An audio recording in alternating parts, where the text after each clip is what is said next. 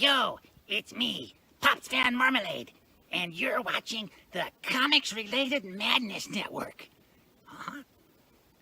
So come get some. CRoM. CRoM.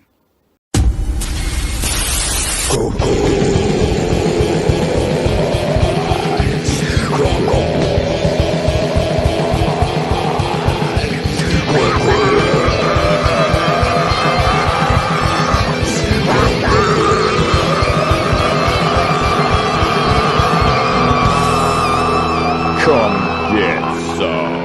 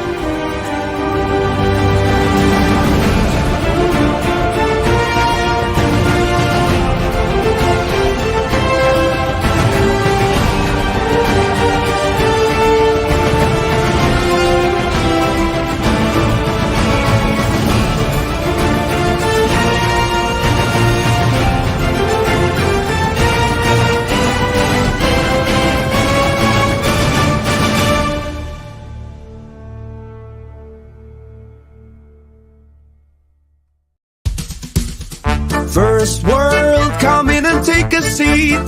Pay us no attention, it's all conspiracy. We have satire and parody, some funny, some perverse. If none of it's offensive to you, you'd be the first.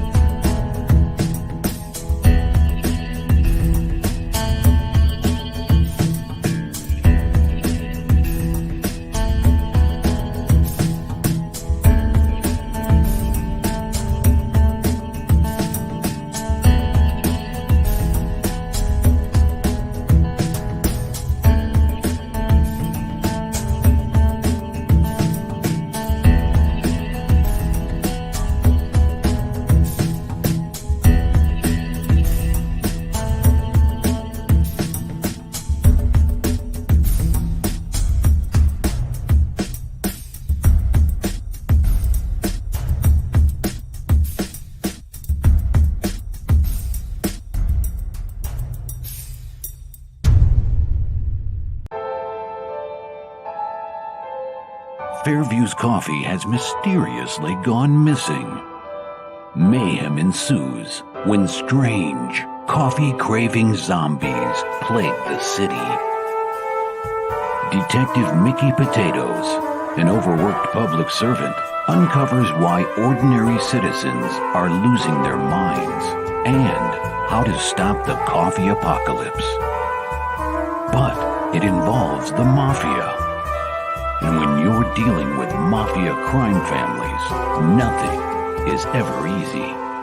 The mafia controls everything in the city, including the police, including him. If he breaks the mafia, they will break him. So, the city is without coffee. The city is burning before his very eyes, but he's powerless. Detective Potatoes has the power to stop the coffee apocalypse, but if he does, he could lose everything.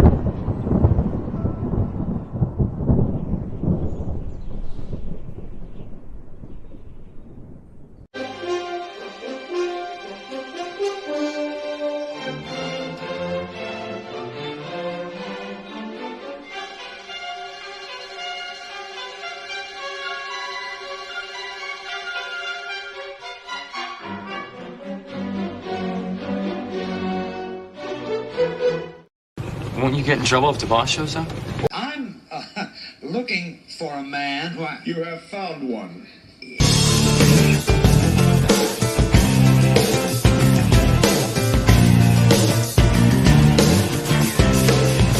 Won't you get in trouble if the boss shows up? Oh no, is the boss here? Hey, wait, I'm the boss. Stick him up, please. Smoke, if you wish. Come on!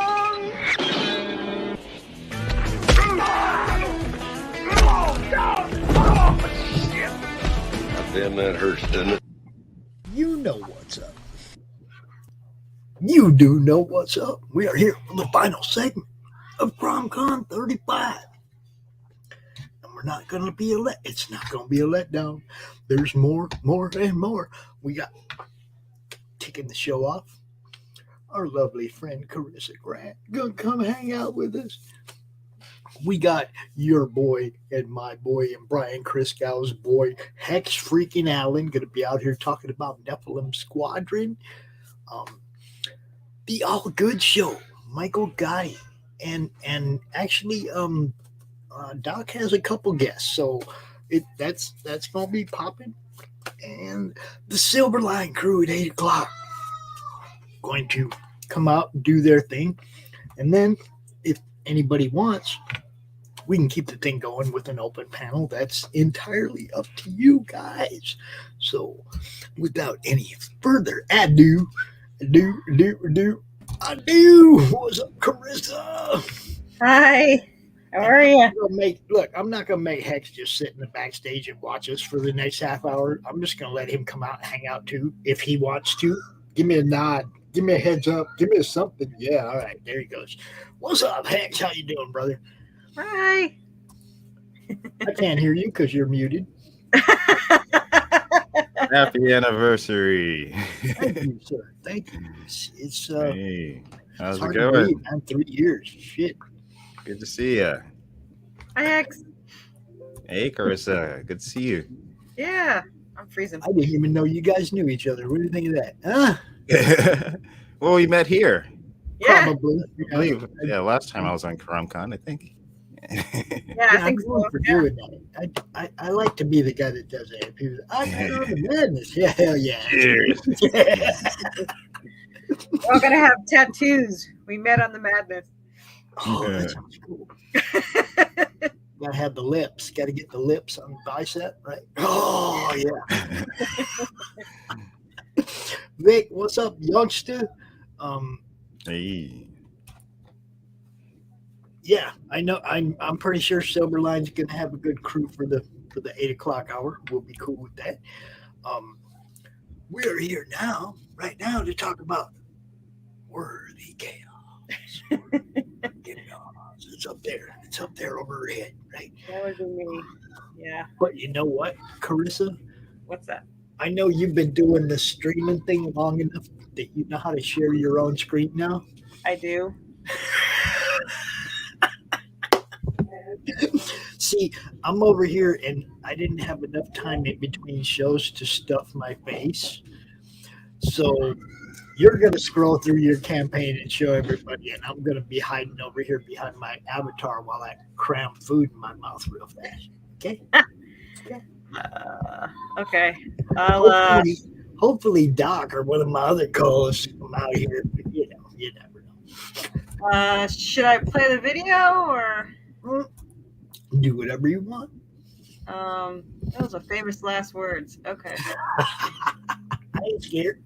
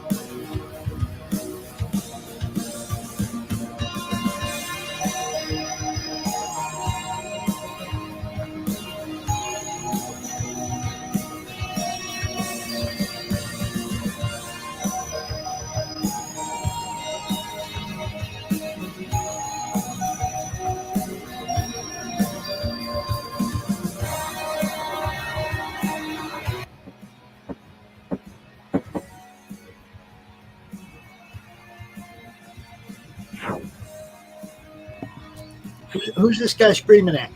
Anubis. This is grumpy. It sounds like he's hungry. Yeah, probably. Okay, so thanks to Pops and letting me launch, we funded in 6 hours and reached the first stretch goal in 24 hours. And then we kind of skipped over the second goal, and then we kind of skipped over the third goal because somebody pledged a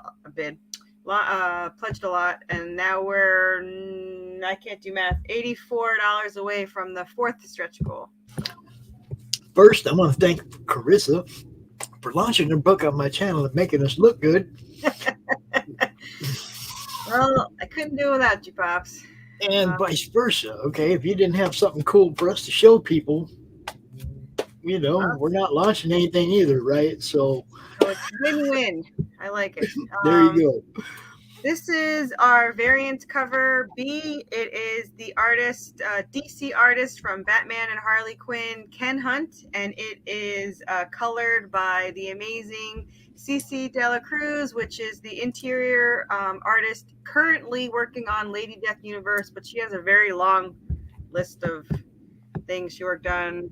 So she's actually pretty cool too. She's very nice. They're both gonna do my cover for my graphic novel. So I'm excited to see that, which I will be launching on this show in October, but there's 2 more in between there, so that's getting ahead of myself. Anyway, this is Fabio and Fernando's variant cover A, which I love it. I have the originals here, and they just look so amazing. This is my artist, my interior artist, Jonas De Costa. He gets better and better with each freaking issue. This is his first, this story is his first paid gig, but I guess this would be his 4th issue, so his 4th paid gig. And this is the homage to Supernatural, the car, baby, and Dean's license plate. The license plate is Dean's birthday. Our warning that Pops loves. Yes, very much. Very much. Thank you.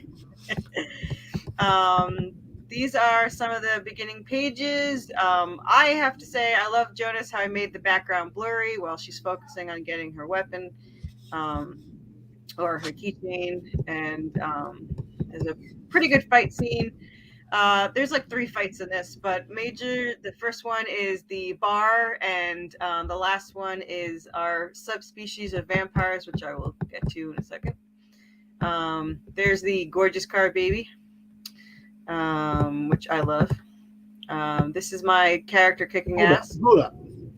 Yes. Back up to the car. What kind of car is that? This is a 67 Impala 4-door. Thank you very much. I'm glad you knew that. I'm glad you knew that. Actually, I love the 60s Chevys. My favorite was a 69 Chevelle, and the 69 and the 70 Nova were my second favorite. Anyway, that was it.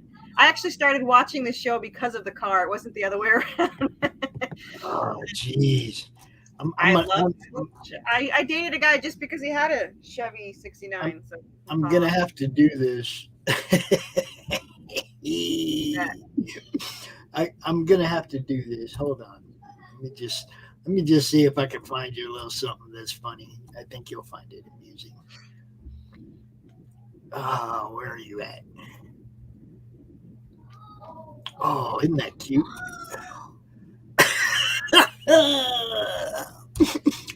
Who's that guy? Oh, nice. Who's that guy with that old, beautifully straight Nova? Oh, that Nova. My first car was a Nova. It wasn't a very good year, but it was a Nova, and that's what started my love of Nova. So I've always wanted more Novas than anything else. Yeah, I wanted the 1970 Nova. It just has a really nice look to it. But yeah, anyway. Back to my character. Before the square body was fine. Yeah, that's what, yeah. that was kind of what I meant. When they went to that goofy looking 76 or what is 75, 76. Oh my God, that was horrible. And that's unfortunately I owned an 80s, so it wasn't a nice. But, I still could say I owned a Nova. So this is my character kicking ass because she kicks ass. This is their father's. Hers is an angel, and his is a demon. And this is Anubis playing fetch with a hellhound, which will become his hellhound and follow him through the entire series. So for now, Anubis has a pet. This is also I don't know if anyone watches Supernatural. This is Lucifer. I'll play it, I guess. Corissa, what is up? It's Mark Pellegrino, your friendly neighborhood Lucifer, wishing you good luck on your project. Wow, this is awesome. So you're releasing your horror supernatural comic book series, Worthy Chaos. I love that. Redemption, Worthy Chaos, Redemption. This is awesome. You're a hard worker. That's a hard thing to do, create a graphic novel, a comic book series like that. It requires savviness on every level. So I wish you the best of luck on Kickstarter. I hope you get lots of funding for it. I hope you're able to publish that thing and the Supernatural family is receptive to it. All right. This is a blessing from Lucifer, the redheaded stepchild of the Supernatural family, the crazy uncle. I don't know if it's going to get you anywhere, but hopefully it'll ignite a little fire under you and keep you going and persisting, even if you feel a little bit disappointed, which you won't be because your comic book is great. I read it. Wow. He's my hero. I'm gonna go to a Supernatural. Worthy praise for Worthy Chaos. There you go. Yeah, I'm gonna have him sign an issue of 4, hopefully in December or November when we go to the con. So we got lots of stickers because everyone loves stickers and I love stickers. So here's the angelic weapon. Here's the fighting Anubis. There's the 3-inch mirrored sticker, which is fun to try to take a picture of, and everyone's favorite, the 4-inch cute angry Anubis chibi style, which you can thank Pops for because he wanted me to do chibi style, and now we have a chibi style. Next campaign we'll have Draven and maybe Sarah. I don't know if I'm gonna separate them or not because I have so many stickers that I'm just gonna one whole campaign is just gonna be a bundle of stickers. So. And this is a button. It's got Ian Chase Nichols from The Tick and Teenage Mutant Ninja Turtles, which he did the variant cover for 2, which is available in the add-ons. He did a freaking fantastic job, and he is currently working on issue 6 cover, which would be a wraparound vampire cover of the vampires swarming my characters. I am obsessed to see it, and I cannot wait. It was his idea. So he's like, can I do a wraparound cover? I was like, you do whatever the hell you want to do. And I'm eternally grateful. He wants to actually do my spinoff, the interior pages. I am not against this idea. So we are going to possibly be working on that when he's done in a couple of months for doing stuff. Look at this spy right here. Holy moly. What happened? Look at this spy right here. See what he sees? Is that a fly on the wall? He's like looking at my plate, man. Aww. You want something, Rob? Yeah. Obviously. You can't have my food. Lies. What are you doing? He just comes slithering up and laid his head on my lap right by my plate. I'm like, yeah, you ain't fooling nobody. Yeah, that's what they do. You don't want love. You want my food. I know who you are, dog. And hi to Jim, who just came in. Jim O'Reilly, what's up, brother? Jim's awesome. What's up, Jim? I love Jim. He's great. These are some of the rewards. We have these are prints and trading cards, all glossy. Then they're in the mail and on the way, and I will post a picture when I get it. But I had this done in a metal print on silver aluminum. So as soon as that arrives, I will post a picture. They're rounded corners, so nobody kills themselves. I also have metal bookmarks on the way. I have white metal with the black overlay, and then copper aluminum with the color overlay. I have no idea if when it's colored like that, if the metal even matters, but I like copper, so it's going to be copper. So, this is the laser etched wood. That is thanks to Nerdables, which is the coolest name ever. And that Timothy, is badass. Right. And Timothy Fling, who is the one that told me about it. He literally told me on a Friday, and 4 seconds later, I called up the company and said, I need a picture. Can you get it done by Tuesday? And they sent me a picture on Monday. And here's the video.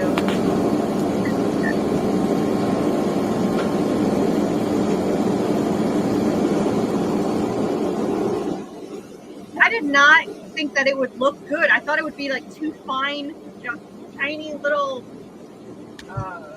He does such tiny little lines, but it looks amazing.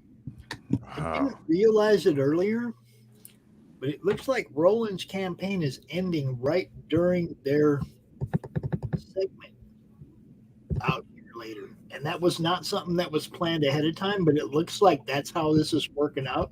So we may be having a countdown party in a little while, yo. Yeah. Just saying. Always good. I will be on for my countdown on 16th. So we'll be here for that. Here is the 3D Anubis, which are in there. So I rearranged my entire room, so nothing is near me right now except my army of plushies. But so there's only 6 left, and they will not be made again. They also were added to the add-ons today. So if anyone wants to add it on, they can. This is the resin 3D. And they're tiny. These are small. These are the RPG miniatures. They're primed and ready to be painted, or you can display them in white, which I'm going to do both. I'm going to have one in white and one. I'm going to actually attempt to paint one. These were also added to add-ons. And my army of pillows. Here's the fighting Anubis and the tall Anubis. My lovely couple. And the cute angry Anubis, which I have 3-foot pillows nearby somewhere. Of course, there is the plushie Anubis. There's only 3 left, and there may be more in the future, but probably not. So there's that. Here's the cute angry Anubis, which he did. I mean, it looks just like the freaking picture. So, all right, this is going to jump up. So,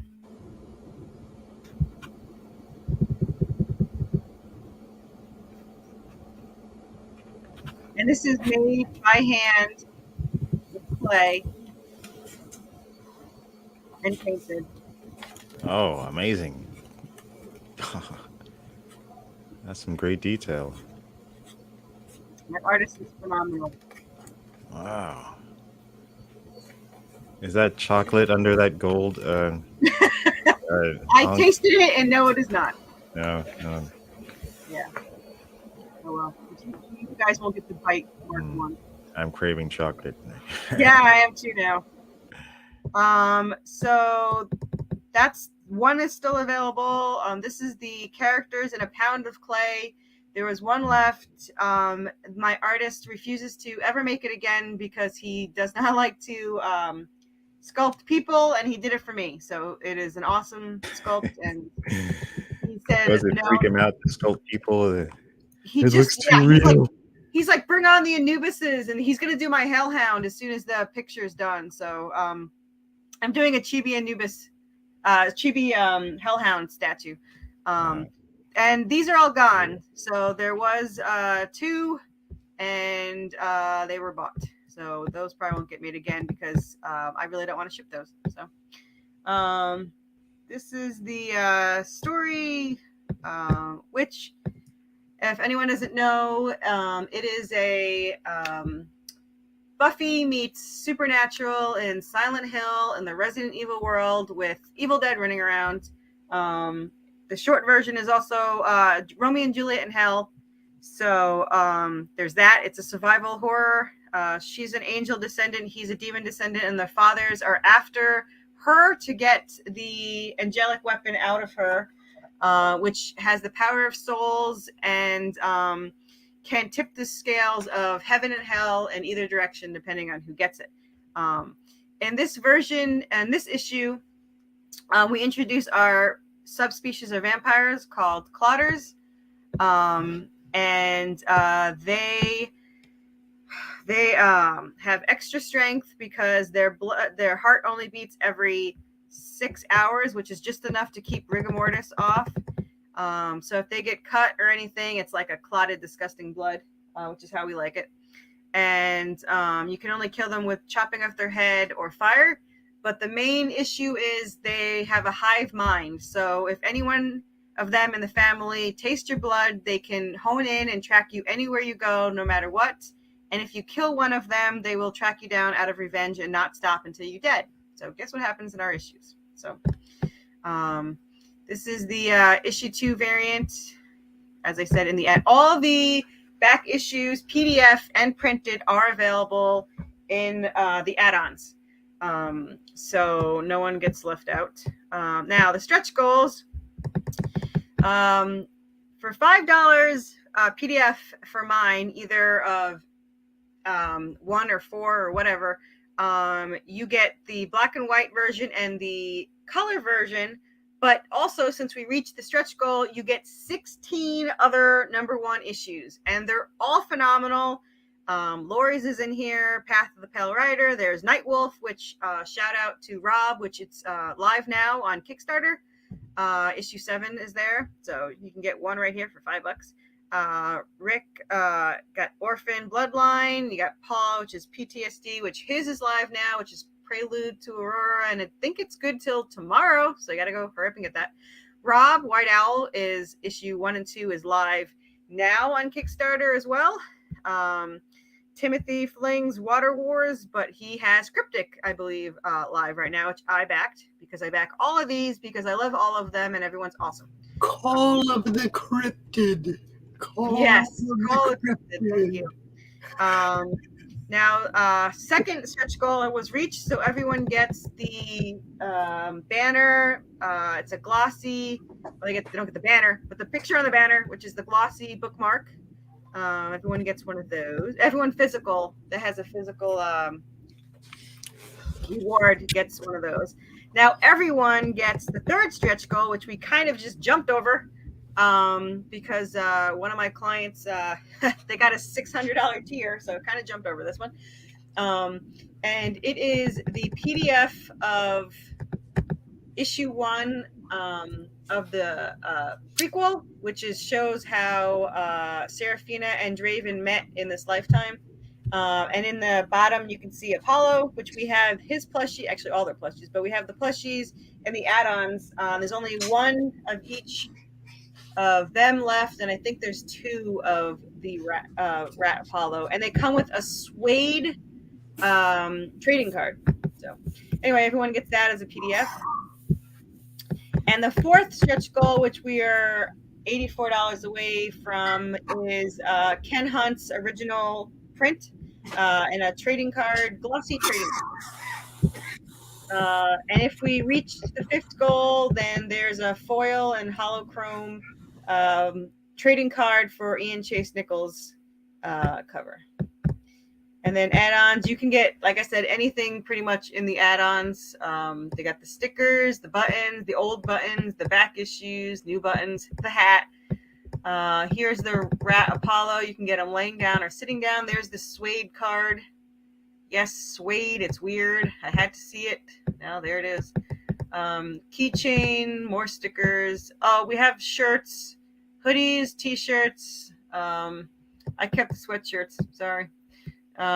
Here's the there's 3 versions. There's DC Ken Hunt's, there's the cover, and then there's Ian Chase Nichols cover, because that one just keeps on giving. So in the everyone can purchase our song. There's a download. It for $5 you get the instrumental and the vocal. Here are the lyrics. The music in the video you heard in the background is the background of this song. It was written. She can't see you, Doc. She's scrolling on the other screen. Corissa. Hi, Doc. Hey, baby girl, what's going on with you? Good. I'm here. What's up, Hex? Hey, how you doing? Well, There's the thank you. team. There's thank you. And this is the highly recommended Kickstarters. Nightwolf, Call of the Cryptid, Prelude to Allura. Muslim Squadron could be on this list too. I'm just saying. No, anyone I sent out, but not everyone gets my tweets and my posts. But anyone that wants to be on this list is always welcome. And anyone that's going to have any in June, August, or October, I always send out that they are welcome to be in here because I love supporting other indie creators. I'm scared of lists, Corissa. What is this list? What happened? That's the highly recommended list. Oh, well, Pariah Blood and Mud needs to be on that list. I thought it ended. No, 2 more days. Oh, then yeah, I will put that on the list. I guess I confused funded with ended. Yes. My bad. Now, Nephilim Squadron could be on that list too, right? Right? Hex, are you listening? Hex fell asleep, standing up. Is it a Kickstarter only list or what? No, it's anyone that has a live or upcoming campaign that someone could go and pre-launch or whatever. Basically, she's just sharing the love, dude. Remember when I used to put out the updates, and my updates was basically just somebody else's link because I was all about sharing everybody's links, and everybody got mad at me because my updates didn't have anything to do with my campaign, and blah, blah, blah. And I was like, y'all quit bitching. I'm doing what I do. That's promote people. You ready? Watch this here. Let's clip this.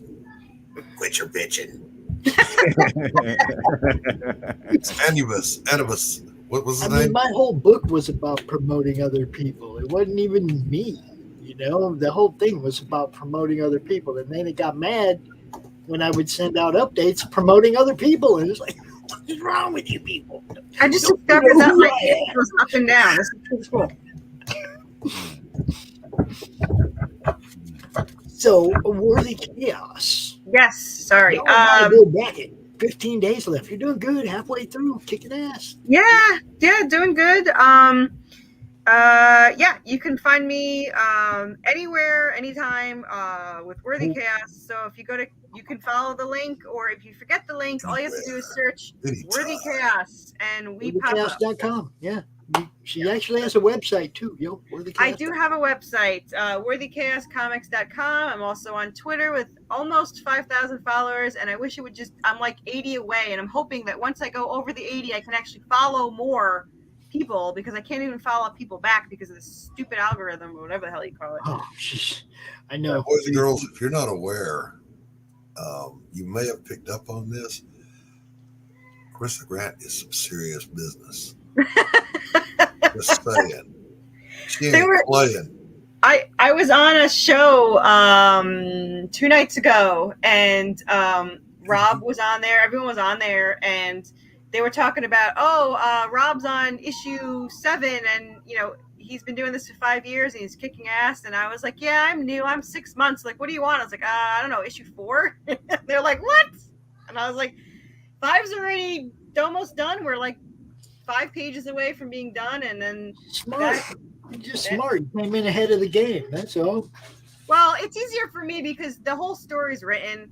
So all I have, and I've done all the scripts up to, I just started issue 16. That's kind of what I meant by coming in ahead of the game. Yeah, I just meant, like, I still don't know anything that I don't know what I'm doing, but I do have a script. So. She doesn't know what she's doing at all, but that first book kicked ass. It was so good that she had to redo it. Yes, we had to redo it, and it was worth every penny.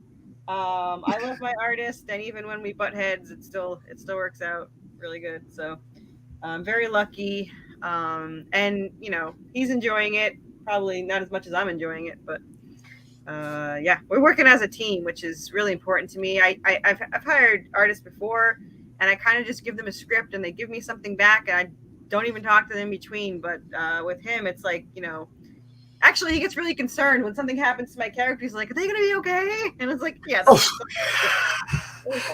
That's when I don't know, you're drawing it. I was like, do them justice and they'll be fine. But yeah. I mean, that way he's invested. Invested. The poor guy went away for a month, and he messages me 2 weeks in saying, I miss drawing this, and I can't wait till my vacation's over so I can start again. I was like, go enjoy your vacation. And then every week it was like 5 more days, 4 more days. And I was like, it's an addicting story, right? He's like, yes. So I guess that's a good sign. You can't buy that kind of loyalty. That's right. Hex, do me a favor. Huh? Hex, pull that campaign up. Oh. Well, we got to do this for Carissa's before we do that.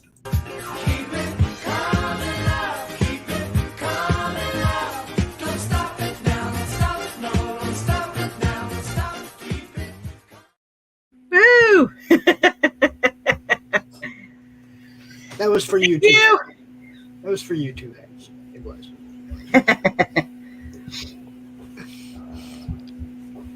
Hex is like, share my screen. I forgot how to do that. Hex, you were unusually quiet. What mischief were you getting into there a few moments ago? Nothing. Not sure if I buy that. Yeah. Man was up to something. Okay. Just trying to I have to change it to the CRoM tab so I can share audio. Carissa picked up a hum. A hum. Yeah, I noticed. Poor Carissa. A hum. Yeah. A hum. Yeah, baby. Nephilim Squadron. Look at this already. 4,362. Jeez. Yes, thank you. Wow, man, you are rocking it. All right, I'm going to shut up. This is Pops' thing where he I interview the talent, he reviews the campaigns. Yeah, I don't review shit. What are you talking about? I don't review nothing. Oh, whatever. Hey, tell us what you got, brother. Well, it's just the same old thing. Oh my God. Yeah, it's just the same old thing, you know. Yeah, Nephilim Squadron. It's been you didn't see the same old thing, so give them that new thing. New thing. Give that new thing. Yeah, well, I guess some people may have not seen this before. Just wrote it, dude. Yeah, it's an 80-page full color science fantasy graphic novel. Roller coaster ride in the 28th century. The story focuses on the personal journey of a clone fighter pilot's desire for a soul while trying to penetrate the scheming of a planetary dictator. And all this happens while human civilization clashes with horrifying aliens in a struggle for survival. In a nutshell, it's Top Gun meets Heavy Metal Magazine. Yeah. And like Avatar, but with testosterone. Is that a Boob Dan cover? Yeah, this is the fabulous Dan Plagle Boob Dan cover. Yeah. It's a Boob Dan cover. I knew that. What tipped you off, Pop? What tipped you off, Pops? They're both big, and they're both big. They draw hands. He draws hands a certain way. That's what it is. They're both big. Yeah. So yeah, this is still on Indiegogo, in demand, and should be ready by June, end of June, let's say. Still working on it, but right on. Yeah. Now you've already got teaser books out there in people's hands, though. Mm-hmm. Yeah. The black and white one. Yeah, people know what they got coming. You know, it's like it's not like they're just waiting forever for this. It's like, you know, it's good. It's good. He sent something out that sets up the story well. See that green thing up there? Yeah, this one. Yeah. There it is. Some pages. You can see them. So actually, one of those. I got one of those. All right, action-packed sci-fi action. good characters, cool story arcs. Yeah, man. Yeah, a lot of surprises in this book, and I'm having a blast creating it. It's kind of a slog, but when you see the results, it'll hopefully blow your mind. It does become a grind, doesn't it? Oh yeah. And it does have layers to this. It's not just a basic story. It has a lot of layers to it. You know. Oh, and I know I've shown a lot of pages. Say again. But I've shown a lot of pages already, but I want to show here's a preview of something in color for the digital version of that first chapter. The first issue is coming up soon for my backers. It's really late, but let me share this. I think I've shown this in black and white, but here's a little taste of one of the pages in color you'll get to see. I think I showed this page before here in black and white. Oh, here's the color version. Yes. Yeah. In black and white, I've seen that, but not in Yeah, color. exciting stuff. A Shroom Dragon. Yes. Yeah. I like it. That looks great. Looks really good. Who's the colorist? Me. Oh, I mean, sorry, I asked the stupid question, Hex. No, it's not stupid.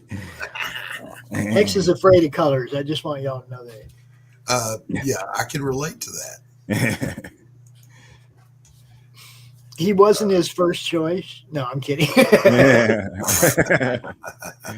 I know. Never again. Never again. I'm not going to hire this guy again.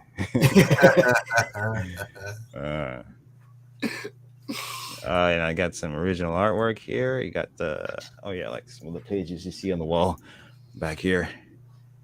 And no, it says Nephilim Squadron. It's not like, even though he said it was about the one guy, basically, there's a lot of characters, a lot of supporting characters, interplanetary freaking politics.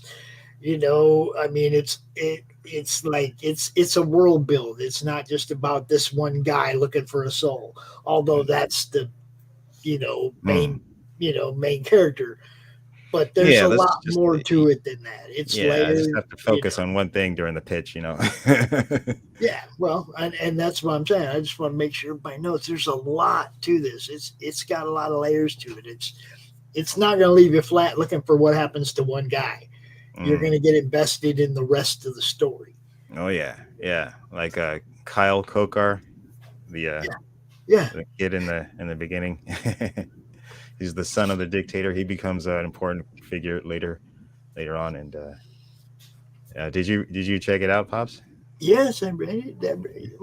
Yeah. Did I check it out, dude? I don't have a reader stack right now because I haven't been able to do anything until I have a new address. I don't want people shipping stuff here and then me not be here. So not a lot I can do right now, but so I don't have a reader stack because I read everything I get. Everything. Yeah, me too. I try to read everything in a timely manner. Currently, I'm reading Perfect 10, Dave Brink's Perfect 10. I'm in the middle of that. And I put them in the stack and then they get read because, that's what I do the last half hour before I go to sleep. Is read, whether it's a novel or comics or whatever. But on the toilet, get an hour in, working the eyeballs and the brain every day on reading, away from the damn computer screen because I look at this thing all day. I know, man. It's I've had some really good rest recently, and I noticed my sunken in eyes have filled up a bit now. You're saying I need to go take care of your health, people. Creators. I need to go to sleep, Hex. No. That goes for everybody, including me. Because dude, I don't know. I'm just trying not to burn out here. Well, I'm an older gentleman. This month, the CromCon kickoff show fell the same night as the late night Fallout game stream.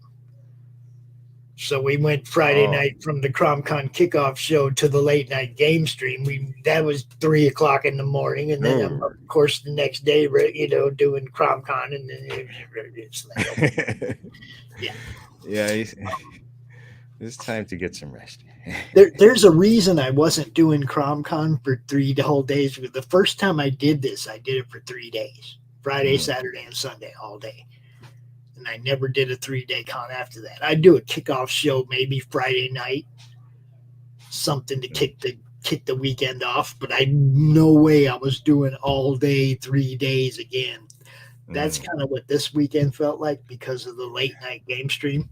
Yeah, it was like 8 hours, 12 hours, 12 hours. Oh yeah, well, that's fun. Just keep taking your vitamins. Oh shit! The hard part's staying hydrated. Because you're just sitting here, so you're not using anything. You don't realize, you know what I mean? It's like you kind of got to force yourself to eat, to drink. Using brain power and it's all fucking synapses are firing off. Yeah, it's all mental, man. Mental man. Hey, that's my next character, Mental Man. Mentality Man. Yeah, I've got some like costume characters in the works up here. I haven't done any designs yet, but probably definitely after this one it starts to fulfill, I'll start working on those. But the ideas I had for there's a character called Arc Welder, and I haven't decided if it's going to be a male, female yet, but they have electrical powers, and then another character called well, the book is called Born Freak. And the character's name is John Freak, and he's kind of like a modern day Hunchback of Notre Dame sort of thing. A comedy. And then what else is there? I did look. You got plenty of time still. I kind of want you to go through them characters a little bit and introduce everybody to the main people. The characters that you could get. Yeah. Sooner than the other stuff. Well, I mean, just so that people have an idea of who these guys are, because you got a lot of people involved, that we're seeing in this art. It's like, who the fuck are they? Yeah. So you got Chiru Kaufman, and he's a hotshot pilot, and he's a loyal a soldier for the cause. But he loves the party and shit, but but he seeks something more for his future after this war. And his best friends, his Commander Lieutenant Mecca Mejia and Jason Nill. Right, hold up. Yeah. Best friend or secret crush? Well, the truth is, you'll see in the next in the full graphic novel that it's no secret that Teru and Mecca are like fraternizing. Okay, that's what I'm saying. It's like you just like dude looking for his future. It's like I'm pretty sure his future's in that box right next to him there. Well, that's what he thinks, but it doesn't turn out that way. Poor dude. Could be the blue hair. I don't know. No, she's chill. She's actually very chill. But what happened to Doc? So and Mecca, she's also a pilot, and she's like the immediate boss of Lieutenant Teru, and she's a full, she's like a human, whereas like Teru and Jason are clones, and in this universe, there's a word for the clones, and they're called Taquin, which is a specially made clone that is alchemically constructed for a special purpose, which is to like do like a teleportation, tachyon teleportation, and it doesn't affect their bodies like it does like a natural born human. So they genetically enhanced their ability to take it. Yeah. So they're not especially like super strong or anything. They live just like normal humans, except for their internal makeup is a little different. And so Mecha is a natural born human, and she's also a Catholic, and she feels a certain amount of guilt for what she's doing with Teru and all that. And then things snowball later on as you see they go down to the planet to party on, and things get out of control. Yeah, I'll leave it there for what happens. And then I can already see Jason gets pissed off. They're out hanging out without him, doing that. He's a jealous little bit. Jason is a kind of a roguish, a self-described warrior poet, and with an unstoppable libido. So he's like a kind of like he's a bard that wants to do it too. Okay.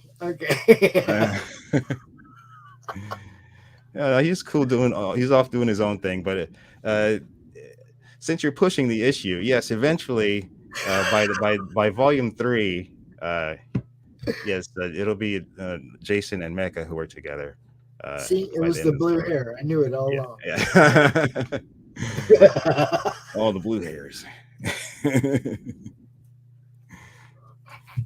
So yeah, and then you got your big bad here. This is Seaton Kokar. He's the dictator of Barani, which is the most powerful nation on this planet, and pretty much they own the planet. So, and there are other smaller nations on the planet, but and there've been various wars in the past for control of resources and things like that. But that's like stuff that's discussed in the past about the past. But what Seaton is doing here is he's been at war, or his whole nation has been at war with these aliens on this planet for generations, and what he's been doing is he's been capturing them over the years, and then converting their blood into or synthesizing their blood into a drug for the population, to control the population, because it has a mind numbing sort of effect on them, and he's into all sort of crazy stuff, and that's caused the aliens to like step up their campaign against the human race, which is why the Soul Interstellar Forces, which is a third party, they come in, and they're like the Star Trek Federation, and they see that things are happening on this planet in the magnetosphere that are anomalous, and they end up getting involved in the war against the helping the humans, the Baranians fight the war against the aliens, not knowing what they're really up to. So then things unfold, as they go from there. And these other characters, you'll learn about them. You saw Zyke Howley. He's in the chapter 1. He's the guy who's flying the Shroom Dragon, which are normally flown by the El Savali aliens here. And yeah, these characters become pivotal later on, but they're introduced early, and so basically the gist of volume 1 is that Sif, the Soul Interstellar Forces, try to figure out and deal with what the dictator Seton Kokar is doing, and try to fend off this alien annihilation from these native alien species.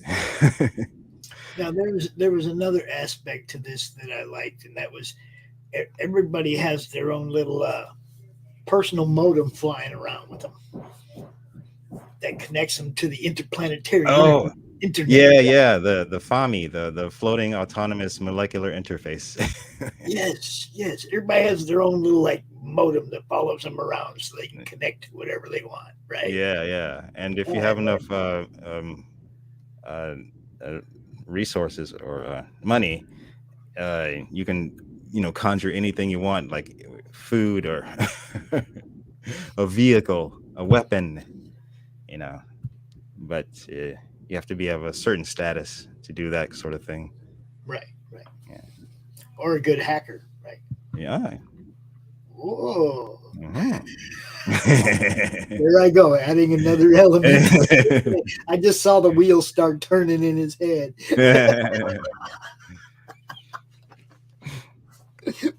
So yeah, that's pretty much it. And the tiers are the basic tiers are, well, you have the this one is the preview issue. It's the first issue in black and white.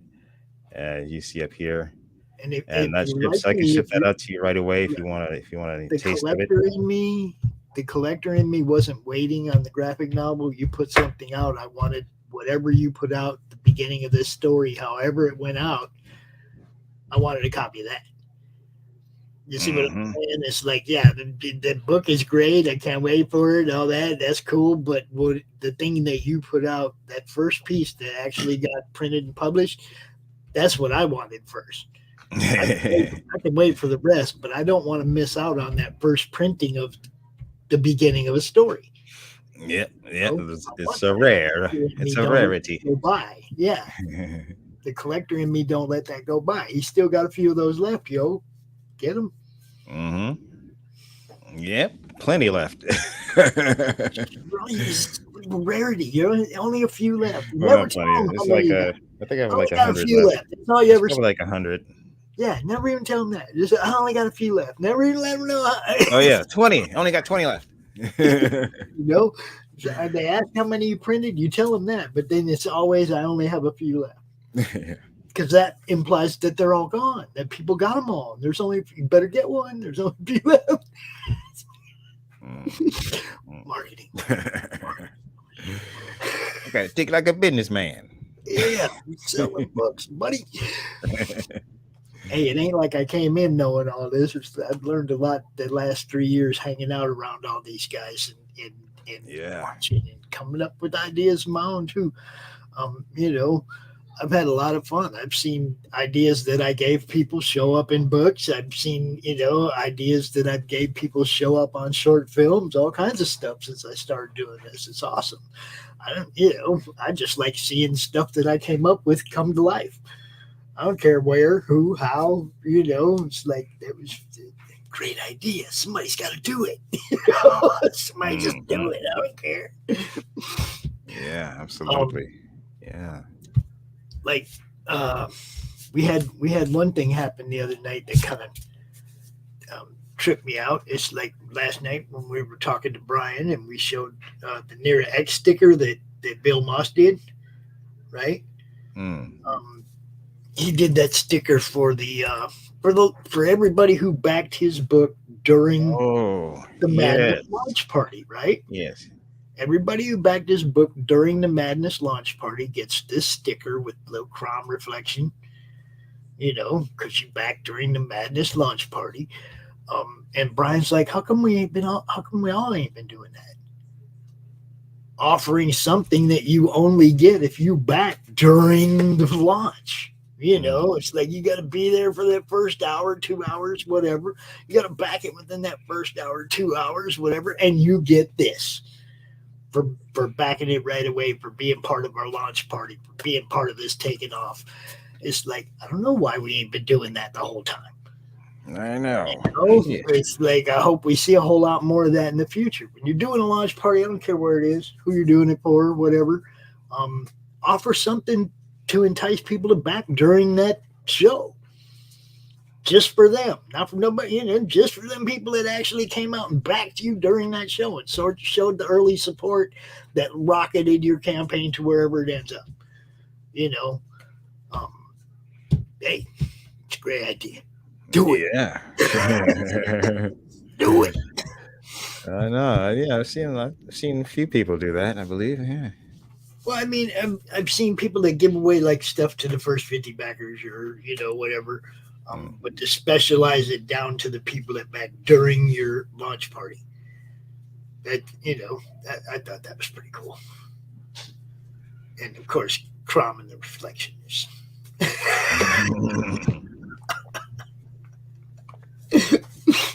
You can't beat CRoM and the reflection of a blade. That's not the first time that's happened, but both times it happened, he drew it. That's what's cool about it. So we have Doc Bishop going to come out here in a little bit and do his and Amy's show, the Allgood show, which shows every Sunday night at 7:00. And he's got a couple of guests. They should be out here sometime real soon. Yeah, like that guy. Yeah, that guy right there. He's going to be out here in just a minute. Hey. I wish I could claim that it was my idea. I wish I could claim that it was my idea, but I know it's an idea that everybody should jump on. You know, if you're rewarding the people that come out and back you in the beginning, you're going to be all right, you know. Yes, Doc, that's the invite for this stream for your friends and everybody. Just come on, man. Come on. Just come in here. Tell your guests come in here too. I don't know. Corissa checked out on us. We got to get Corissa an avatar. Can you see her? I am not. You muted me, so I turned off my camera. I just muted the hum. Be quiet, woman. The hum. I guess that's my computer humming. I don't know. It must be a computer fan or something. Is your mic like real close to where the fan is or something? My mic is the computer. Oh, yeah. My laptop it hums like a jet engine too. Yeah. I always have to put a separate mic in away from it when I use that. And welcome, everybody. Welcome, the doctor. Hello, everyone. How are we doing? I'm wonderful. Excellent. Are you ready to do your show, sir? I'm as ready as I'll ever be. All you need is guests, huh? Well, pretty much, yeah. I just shot the schedule out to them, so they should be jumping on and joining us here momentarily. I had a very interesting day I'd like to share with you all. Oh, shoot. Hopefully by next week, I will actually have an animated version of Joe as an avatar that I should be able to stream live with. Oh, nice. So, yeah, having fun with that. Hey, what's going on, bud? Hey, how's it going? Oh, you know, just living the dream. One more day in paradise. I know that's my line. I'm just saying, that's my line. It's your line. All right, what I'm going to do right now is I'm going to get out your way, Doc, and let you do your show. I'm going to get going. I'll be watching. Bye. Thank you. Bye. Thanks, Take Pop. it easy. Bye, guys. Peace. Now you have another guest right there, and you are all the way in Silverline. Hey, you guys know you guys are doing a countdown here in an hour on this channel, right? Yeah, we are. So you just stay here because Roland will be popping right into this stream, right? Fantastic. Excellent. All right, cool. Yeah, just checking out the Stream Patriots. Just a shout out. They did fund, so congratulations to Silverline on that. Excellent. They have just a couple hours left, and they were able to get her done. Yeah, We with will be doing plus, what was it, plus 500 or so, 560 or something? Yeah. Something along those. Hold on, I've got it right here. We can throw it on up here. It is. Roland will be here at 8 o'clock. You guys might as well just stay here because Roland will be here at 8 o'clock and we'll be counting it down the rest of the way out. So, Roland and Scott and Rory, I think for sure are going to be here. I don't know who else, but just stay here, man. After this show's over, just stay here. Okay? Cool. There it is. Yep, 580. Yep, they're 580 over. So that's awesome. Yeah. Anytime, Hex, you're more than welcome, brother. You come out anytime. But well, are you going to run ads, or are we going to jump straight into this, Bob? Oh, just go straight into it. We ran ads at the well, beginning of the show. Hello and good evening, everyone. Welcome to the It's All Good show. We are on the CromCon special this weekend, CromCon 35. So woot woot. Today, our guests are going to be Jose and Michael. Good evening to both of you. How is your day today? Hello. Going well. It has been Go long. ahead and get that out of the way. It has. Yeah. Well, fair enough. It's been a long week, a long month, long year, long pandemic. It's just been long. Yeah, this decade so far has been long. That is a good way to describe it. The 2020s. Yeah, it seems the older I get, just the faster time goes. Yeah. Well, Jose decided to go ahead and join us today because I was starting to panic and scramble because I didn't have a guest lined up. And then Michael went ahead and decided to volunteer to jump on. At the same time, Jose volunteered to jump on. Wow. I'm like, okay, look great. at that. We're going to have a party on there. It's a great CromCon special to go ahead and have two incredible creators and artists on the show today. Here we go. So let's go ahead and start with Jose. You want to go ahead and introduce yourself to us and tell us a little bit about who you are? I'm Jose Fuentes. I'm an inker for Silverline Comics. I also color for Pickle Press out of Indiana, and I do colors for on a book that Peter Clinton and I are working on called Beware the Damned Witchfinder. Is that the one with the witch style? Yeah, he's basically it follows a character named Koepp, and he's the last witchfinder, and he hunts down like evil supernatural stuff and whatnot.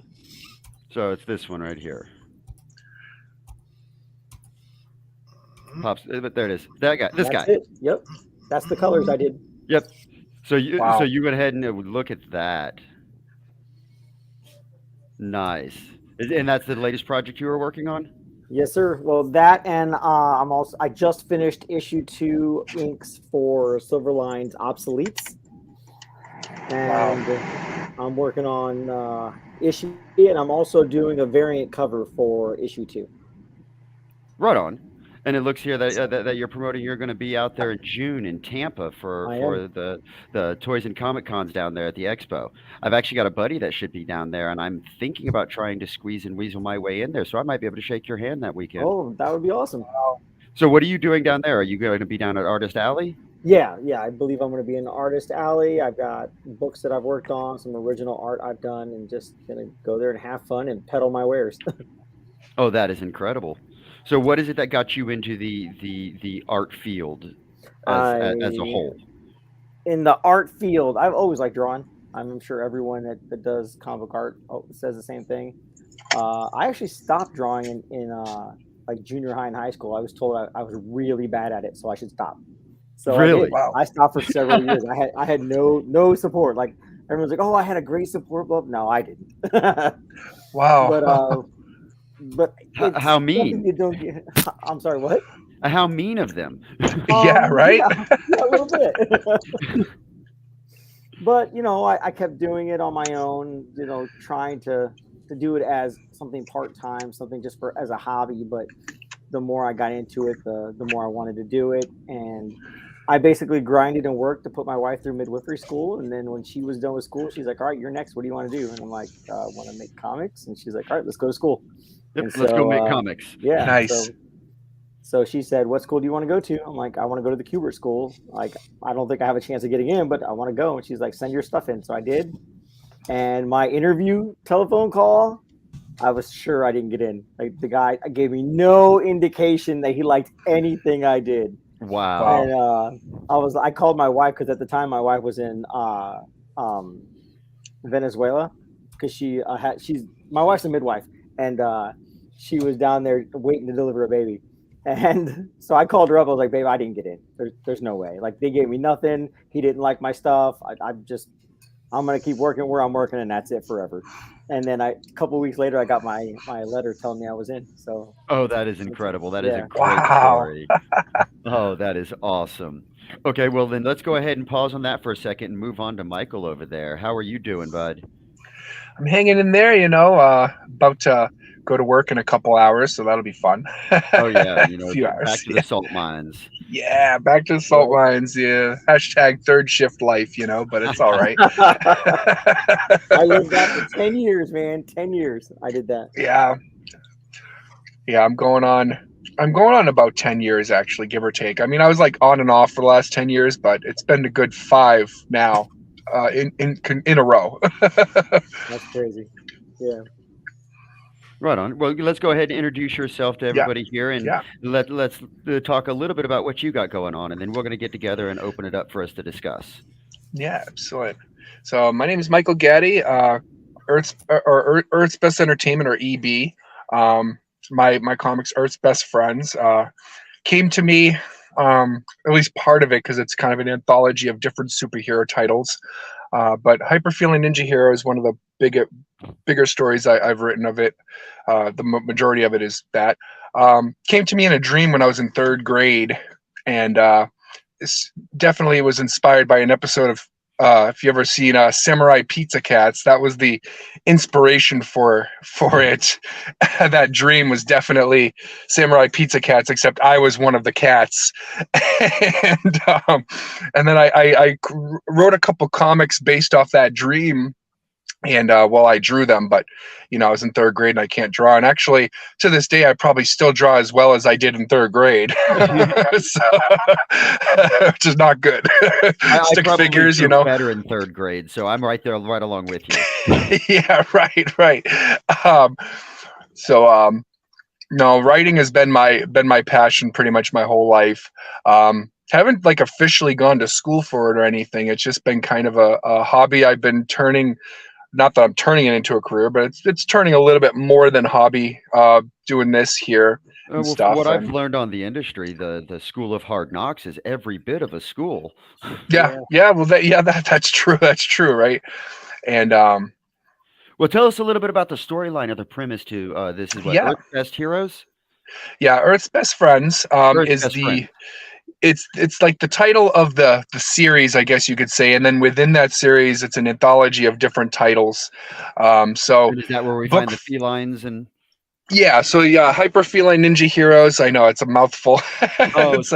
It's meant to have all in one. Is it a parody of the Ninja Turtles?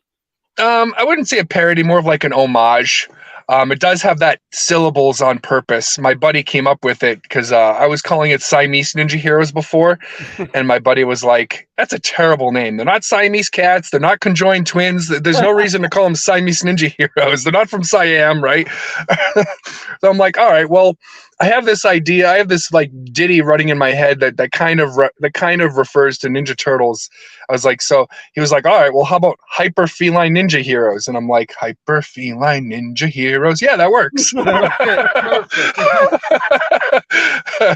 So really the credit for the title goes to my buddy Steve. Shout out to Steve. Well, that is an incredible brainstorming, Steve. Thank you for that. Yes. Okay, so then go ahead. Well, I'm sorry. Then we also have the other titles we have within Earth's Best Friends is Animal Teens, which is teenagers that transform into animal, I guess you could say anthros or furries. I hate to use that word, but that's essentially what people will call them. And kind of like Animorphs. It's a little bit like Animorphs. In fact, the cover I'm having Rich Perotta do right now is definitely an homage to Animorphs, and the one that Gabriel Nissi did, you'll actually see it on one of the tiers. He is a homage to Animorphs as well. Yeah, it's the floppies tiers. I think it's like the $20 tier. One, two more. Yeah. So yeah, right there. So that's the Gabriel Nissi cover. That's so you can definitely kind of see that's kind of got an Animorphs feeling to it. And Rich is working on one for Animal Teens as well. And that one below is actually Rich's right there too. The Tween Titans? Tween Titans, yes. So they're tweens, and so I was thinking about that the original Teen Titans cartoon, not the Go Abomination. Right. I appreciate you saying that. Yeah, it's a split opinion. A lot of people like it, a lot of people hate it, and I don't understand the first lot of people. But there's two answers, but only one of them is correct. Right. So yeah, we have Tween Titans happened not based off any stories I've ever written or had dreams, where everything else kind of is. This happened because of my successful Kickstarter last year. A friend of mine did the $100 tier, which is, become a character, and she had 2 daughters. So I named the characters after them and created powers. So now I've been trying to fit them into a story I've already written. Oh, there you go. Yes. And then here's your Hyper Feline Ninja Heroes. Yep. So yeah, that's the cover for number 2. That was by Dave Lentz. He was one of the original guys I had lettering the comic before I switched to Gene Pedroso, which is the artwork you see there, the big one in front of us. So yeah, that's Gene Pedroso. He does lettering, color, illustration. The man is a machine. Both images on the right and on the left are both by the same artist, right? No. To the right is David Lentz. To the right is Dave Lentz. Yep. Okay, because I was looking at the comparables now. Can I let me just I am a no talent hack creator. Okay, so I have 0 talent for writing and 0 talent for drawing. I am a creator. I'm creative and clever, and I just might so happen to do okay in my day job, so I have a little bit of money that I can throw at it. So makes sense. As a critique and as an artist from Jose, and as a creator from you, Michael, the line art that is being exhibited between these 2 artists back and forth, the one on the right with the Hyper Feline Ninja Heroes, with the real sharp, almost sketch-like line art, versus the very clean,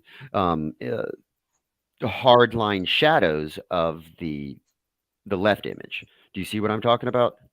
Yeah. Now, what is your opinion on the styles back and forth? I lean a little bit more towards liking the sketch style than the cartoonish style. But that's just because I'm old and I grew up in the 80s, back when most comic books were drawn like that, before the assistance of any kind of computers and things. So what is the styling difference, or the difficulty difference between the 2?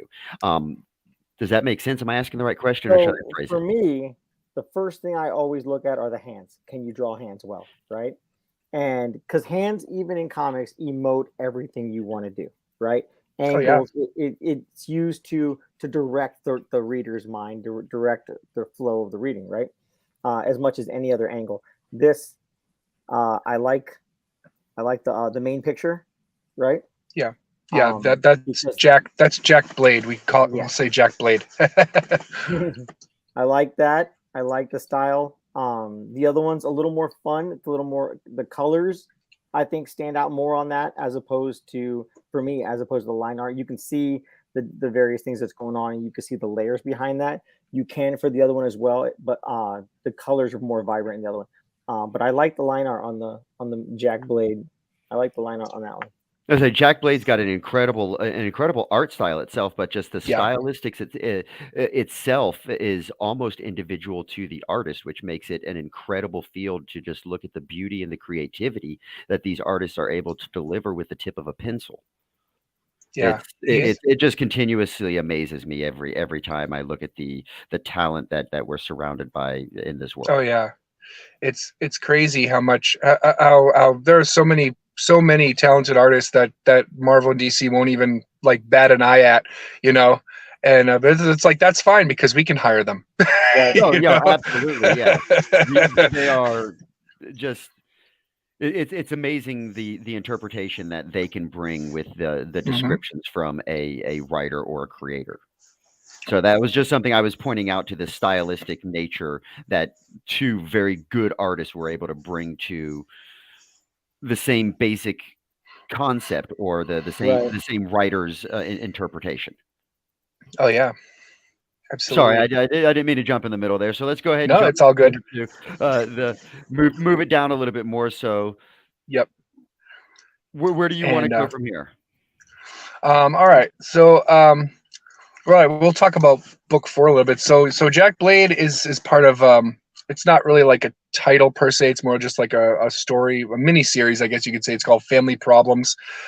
It's 4 parts, and you'll get all 4 parts in book 4. It's just kind of explaining.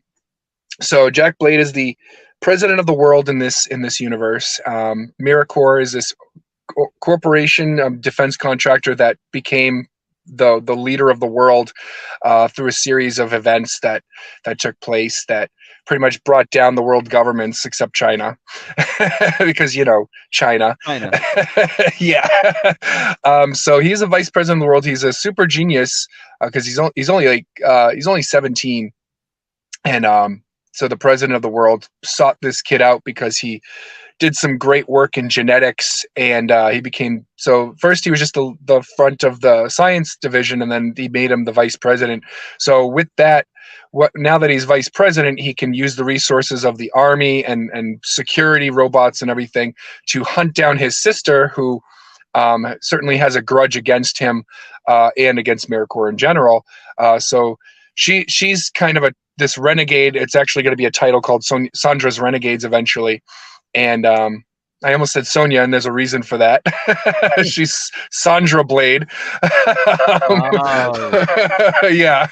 I had an action figure I had a Sonia Blade action figure. I wrote all kinds of stories with her as a kid. So yeah, like I said, almost everything in this besides the Twin Titans is something based off something I did as a kid. Oh, that is incredible. Nice. It's nice to be able to take the creations and the imagination of a child and bring it to manifestation as an adult. That is absolutely a clap for you there. Thank you. I appreciate it. So how long have you been working on this anthology? The book number 4. When did you release so book number 4, we started production, I believe, in the fall of last year. I want to say around September-ish. And it should be completed by next week, maybe late next week, maybe early week after. Yeah. So he, like I said, he's a machine. He does it all. So it takes roughly between 6 and 9 days per page. So yeah, we've been working right along, and yeah, it's been. Is that awesome. A finished page with lettering, inking, coloring? Yes. Whole 9 yards? Yes, the whole 9 yards, exactly. So he'll send me his sketch, and I'll be like, all right, looks good. And then he'll send me the inking, and I'm like, all right, looks good. And then he sends me the colors, and I'm like, oh, you got to get giddy when you see this stuff. Oh yeah, when it starts coming together, and it goes from an imagination to being on page to then being published and in distribution. It's something totally different. I haven't been doing this long enough to really get used to it yet. Oh yeah, no, you never really do. Every page is like the first page I've ever seen. It's just like, wow, it's so amazing. Especially these covers Gabriel and Rich are giving me. I'm just like, oh, dude, thank you so much. Like this is definitely gonna bring a lot more attention to my floppies, because I'm trying to sell the floppies outright. Whereas this campaign, the book 4 is specifically to fund my comic. I won't be selling this book otherwise. So I'll just be selling individual floppies. On my comic. Yeah. Okay, so any graphic novel, they need to go ahead and get it now on Fund My Comics, and let's go ahead and get those numbers up there. You've got a couple more weeks left to get this completely funded, and we've got a little bit of work to push on that. So yeah, if anybody listening, if you want this version of it, you're going to have to get this version of it within the next 2 weeks. So chop, fundmycomics.com. Exactly. Okay. Yep. Oh. No. Did you have something else, or do you want to go ahead and play this video? And yeah. No, go ahead, play the video. Yeah, I've trimmed it down a little bit, so this is the new one. All right, let's go ahead and see what we got going on here. Let's run this out.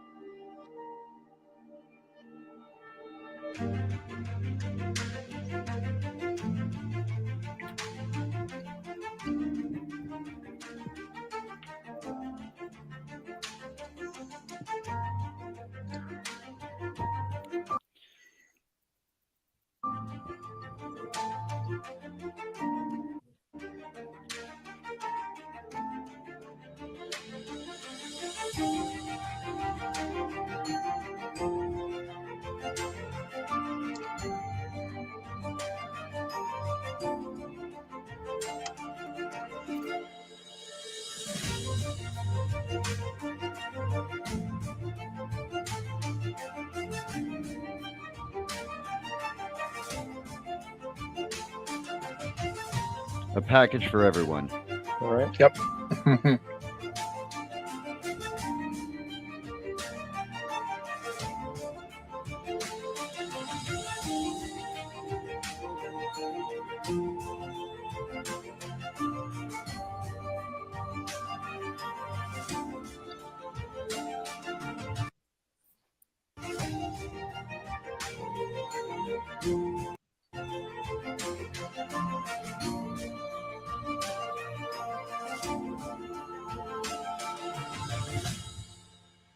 Those covers are sweet. Yes. And then that's the cover of book 4.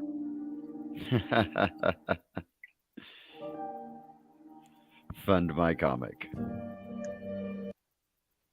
Yep. That is awesome. That is Thank you. good. I'm just learning the animation side of it myself. So yeah, putting that together, I can see what you were talking about with the After Effects and getting all that lined up. Yeah, that is. Yeah. So I did that on Adobe Premiere to kind of emulate what they do on After Effects, but it's kind of rough. It's rough compared to what you can actually do. That it definitely is. It's there's a learning curve to Adobe. I've looked at. Man. And then you figure out the one specific niches to this side, and then you have that oh moment as you look at the other Adobe programs where like, oh, this is how it works, like this that I learned in Photoshop or Illustrator or one of the different Adobe. I had to learn, like I had in class, I had to be taught how to use Clip Studio Paint, and my daughter figured it out on her own. She borrowed my iPad and just slammed through it. She taught herself to do animatics. Oh, that's incredible. Yeah. That's awesome. Yeah, no, I don't have the brain power that the children have same. anymore. Oh my God, the learning curve you have when that, yeah, you know, my grandchild is she's about 4 now, and the iPad and the tablet things. I've got to ask her for help every now and then. Don't feel bad. I dumped all relevant information just so I can learn how to use 4 art programs. That was it. Yeah. It's crazy, right? But don't expect me to remember who family is. I got rid of that. It's just you know, the only enough memory for yes. Right. I remember my kids' name, my wife's name, and some holidays. That's all I got. Yeah, there's all the room we have left with the art programs because they get uber complicated. Yep. Yep. Okay, so we are a little over right about halfway through our show, and we have went ahead and got a good introduction to you, Jose, and we know what's going on with Earth's Best Entertainment down there with Michael and his collection of stories. Right. Michael's got a lot going on. That's cool, man. He does. He's got a nice anthology. I think he's put together with, you know, my favorite subject being the quasi parody or homages to things we find entertaining and memorable. Yeah. I mean, we grew up in the 80s, 90s, so all those things inspire us, you know. Right. Oh yes, yeah. I'm actually finding myself rewatching the new X-Men series on Disney. Wow. They planned the X-Men animated series from the late 90s, from like 93 to 95, right? 96. Yeah, I think it was like 94. Yeah, it was in that. It was like 93, 94 or something like that. Yeah. Mid 90s right there. Yeah. Well, evidently, mid-90s. I guess Disney is bringing it back and going to go ahead and do a continuation of it. Well, they are. They did a comic for it. I don't remember what year it was. It was just like Batman. Was it Batman 66? It's X-Men. X-Men. Yeah, I think they call it X-Men 95 or something. Yeah. Something like that, yeah. So X-Men in 2 numbers, but the late 90s numbers. Yeah. Right. Mhm. X-Men from the 1900s.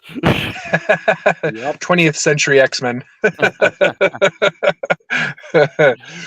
uh, so Jose, with your artwork and your art style, you do pretty much a collaboration of everything. I was reading through your bio that you have up there for Silverline. Let me go ahead and throw that up here for everybody to be able to look along with us here, because I am running slightly sluggish. And Pops will grab that in just a minute and throw it up on the screen for us. worries. But it shows there that you do the pretty much every aspect to the art style of it, from the inking to the coloring. I can, and yeah. Wow. What is it that you enjoy? I love inking. Inking, okay. Yeah, I love personally. I love inking traditionally, like inks and like black inks, gray tones. When I do inks, I tend to add ink wash because I really like giving those values. But for the sake of like expediency, I know that when I did Obsoletes 1, they were like, "Hey, can you do this page? Would you be able to send it back? You know what I mean? So I can see how your stuff is over Aaron's pencils." I'm like, "Sure." I did it digitally in Clip Studio. Mm-hmm. So they liked it. They appreciated what I did. So I did the whole thing.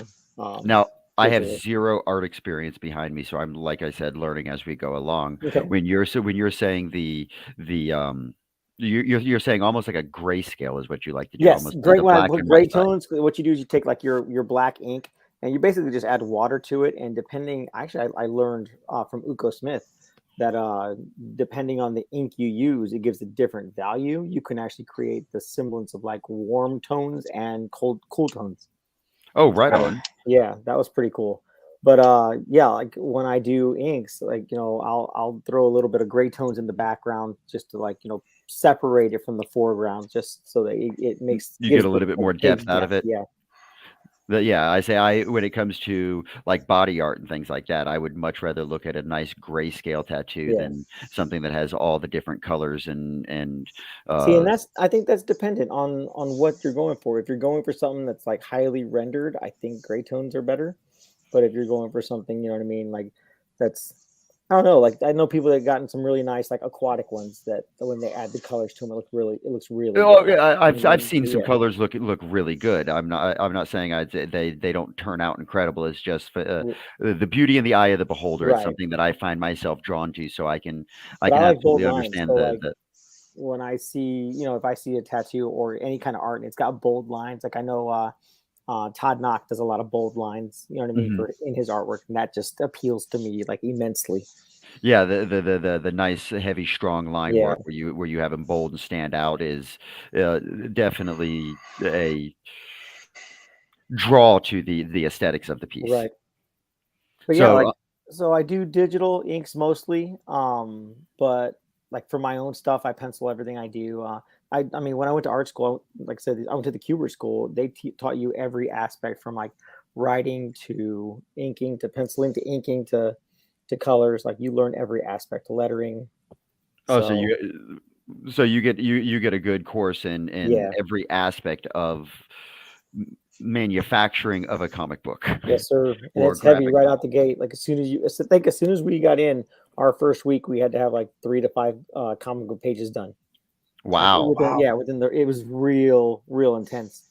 And Like done, color, ink, letter, pencil. Okay. Yeah, and when you're not used to doing that, and all I was used to doing was like pin ups and stuff like that, and here and there. And I've done inks before that, but I learned that the inks and the coloring I did before I went to art school were done incorrectly. Because now that I know how to do them the right way, it goes so much faster. Yeah, so my grandfather used to tell me it's all about the 7 P's. Proper planning prevents piss poor performance. That is accurate. Yep. And I can't find fault in that. So no, we're just going to keep on with the 7 P's. If there's a system and there's a structure to things, and that allows us to systematically put things together, which streamlines efficiency. That's very, very Makes true. sense. That sounded And almost the people that my teachers, they've been in the business 20, 30 years. They know what they were doing. Oh yeah, You know what I standing on mean? the shoulders of giants, Yeah, definitely. That is some exactly. of the benefits of going to some sort of a school like that, and not just trying to figure it out on your own, like some of us have had to do. Right.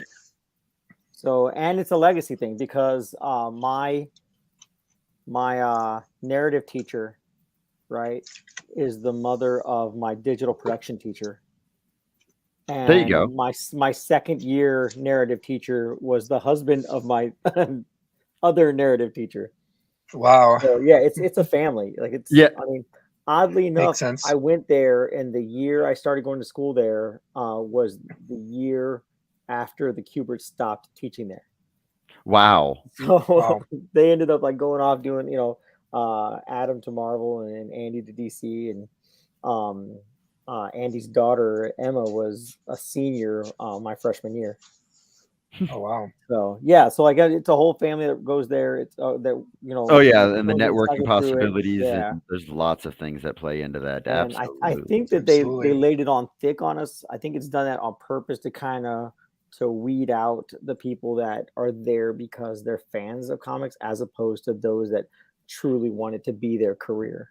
Yeah, That I makes can sense. actually definitely see that needing to be Yeah. a value added to the entrance or the first few little bit of getting into the school, because hey, that's what got me into creation. Is I've Yeah. just been a huge comic fan for so long, just unfortunately didn't have any of the talent to bring with it. Organization is a talent. It's okay. Sure, we'll go with that. I've got a sick, twisted sense of humor, and I'm willing to do it. So Right. therefore, I created it. It has very little to do with the organizational skills that I may or may not possess. Well, let's go ahead and share some of your socials. Facebook and Instagram are two of the socials I've got up here. Let's go Yep, ahead and bring this up here. pretty much all I'm on. I have a Twitter account. I rarely use it. I don't like Twitter a lot. Even I know a lot of creators like kind of stand on it and use it a Yeah. lot. I'm not I'm one of getting those. quite a bit of love on Twitter, so I'm also just figuring out the whole social media things with this Right. venture, so I'm not doing very good at it. I'm just I'm poking it like you would a dead animal with a stick when you found it Right. hiking as Seeing a if it still kid. moves. Yeah, you just kind of poke at it and see what it does, and yeah, so far it's doing things, and more things are happening on the bird than on the other platforms for me. Yep. Yeah. So Jose, this is your Facebook. So anybody watching, if you want to go ahead and contact Jose and then take a look at some of his artwork, he has got some incredible pieces to go ahead and I show appreciate off. that. Thank you. Oh, that goon. I know him. Oh, and then we can Yeah, go ahead and there's stuff on my Instagram. Instagram. Yes, that has more pictures. So here's his Instagram again, coming into there. So he will be once again in Tampa on June the 3rd. So come on by Artist Alley, come shake his hand, look at some of the stuff he has created. That is just incredible. Oh, You did wow. a great job on Yeah. the He's coloring awesome. of that. Yeah, I just got the next 4 pages from Pete a couple days ago, and it's phenomenal. I'm so excited to get started coloring it. You've got a great color palette. You're bringing that nice bruised palette to it. Thank you. Oh, what's going on here? That is the first cover for Obsoletes #1. That is cover A. Cover A And for yeah, Obsoletes #1. What is Obsoletes? I've never heard of this. Obsoletes is about 3 let's say space workers, space mercenaries, and they get done basically kind of terraforming a planet, and they decide to go back to their main planet so they can get paid. They go into cryo sleep, and something happens as they sleep for 20 years. Oh, and so gee. now their bosses replace them with younger models, and younger workers, and so they're trying to compete against them to prove that they're not obsolete. Oh, that is incredible. Makes That's sense. cool. Yeah. And there's At some first- neat twists. N- Sometimes. It happens. Listen, It does. The last 5 pages of Obsoletes #2, inking that in. I'm pretty sure I stayed up for like 3 days straight. Oh, doing the inking on this one? Yeah, because I was so anxious. I wanted to get it done, not just like, oh my gosh, get rid of it. I was like, I want to get to that last page. I want to get there, and man, it's just like so excited because I already had the next 11 pages. So yeah, just pushing it out and seeing it come to life and fruition. Issue 3, I got pages for issue 3. Also for issue 3, our penciler had to leave for various reasons, and so he was only able to do 11 pages. I'm actually taking over pencil duties on issue 3. I'm doing the remaining 11 pages, and I'm going to be penciling issue 4. Now, do you find it difficult trying to match somebody else's art style? No, not really. So Aaron is very, like, his style is very simplistic, which I really enjoyed. So inking 2 of his books of his style, actually, I think I got a pretty good handle of it. And I only need to do that to transition it for the rest of issue 3, but then issue 4 is going to be closer to my work. Gotcha. And you're just going to bring a slow transition over. Yeah. So it's just not something abrupt. So like all of a sudden we're scaring people. So yeah. The fans don't seem to like things like that. Right. So yeah, I'm excited for it. Roland asked me if I'd do it, and I jumped at the chance. So. Well, that is awesome. Excellent. You know, at first glimpse, I got kind of G.I. Joe vibes from it. I can see that. I can see that. Definitely see it. Michael, do you have anything on yours? You're on your phone? Yeah, I'm on my phone. Okay. Yeah. It gets noisy in there at this time of night, so I decided to do this on my phone. No, I absolutely understand. I didn't know if there was any more of the campaign you wanted to go ahead and share, if you had any images you wanted to throw up on the screen to show us. Do you want to talk a little bit more about? I'm interested more in the feline ninja. Hyper feline ninja heroes. Hyper feline ninja heroes. I was looking for it. I was getting there. Yeah. I could talk a little more about them. It is the story, especially if you go with the catch up tier. If you've never read Earth's Best Friends before, pretty much like 6 out of the first 10 issues is going to be Hyper Feline Ninja Heroes. It was the one that I had wrote the most for when I first started this project. That was because this project started off as just being purely that book, and then I kind of branched it out a little bit. That was because I originally had a partnership with a different artist, Olivia, and we were doing. It was Siamese Ninja Heroes at the time. My buddy hadn't come up with the new name yet. He hadn't brought his brilliance. Yeah. And so I had written a couple scripts for other superheroes. We were planning on doing an expanded universe, right? But as a writer, you could write so much more scripts than an artist can draw comic pages, so she had like almost the first episode complete, and I had like an entire season done in writing, right? What is it they say? A picture's worth 1,000 words, right? Yes, so I probably didn't even write 1,000 words before she got that first 20 pages done, right? So the Hyper Feline Ninja Heroes, so like I said, it was kind of inspired by Samurai Pizza Cats back when I was in 3rd grade. In its new version, I actually based the characters slightly off my kids and my nephew and niece. So the main, let's see if I can get a picture of I have a book right here. I don't know if it'll show off that well, but there's a transformation sequence that's really cool in the. I don't know if you can see that all that well, but yeah, probably not. But so basically, we have Fury, who's red right there in the fire. His powers are fire. So he's Jackson, who's based off my nephew, and then the pink is Rosie or Chloe, who's based off my daughter. Then the blue is Lacey or BB or Lacey, who's based off my niece, and then the green is Sky. Or a Sealy based off my son. So Rosie's power is kind of like an earth. I say more grass and vines. Vines, she kind of ties people up with vines and stuff. She has a vine whip kind of a weapon. BB, her power is water or mostly bubbles. It's a kid's show, so. Earth, water, okay. And then Sky is wind. He has a hoverboard, and mostly. His powers mostly deal with tornadoes. And in fact, in the first issue, there's a mega-sized tornado that he essentially absorbs to save the day. Nice. And they all don't believe he even has the power to do that, because I describe it as the largest tornado in human history. Like it's conjured by magic, of course, by Anubis and his assistant Harris. So they're the big bads for the hyper feeling ninja heroes. And yeah, so they're a little bit based off based off real kids. Except I make Chloe and Jackson twins for simplicity's sake in the story. And they are practically twins in real life. I mean, even though they're cousins, they're only 2 months apart, and they grew up together. So they almost have a bigger bond with each other than they do their siblings. I love the thread I see going between all of your books, that you've got a lot of yourself you pour into these, and you include a lot of your friends and family into it. That shows just the level of commitment and community you have. That is incredible. Thank you. I appreciate that. We've got a comment down here that it's Avatar, Teenage Mutant Ninja Turtles, and Power Rangers that likes it. Vic, dude, we like it. I appreciate that. Yeah. It's got a little bit of all those elements for sure. Especially Ninja Turtles / Power Rangers. Those are the shows that I grew up with, and especially homage.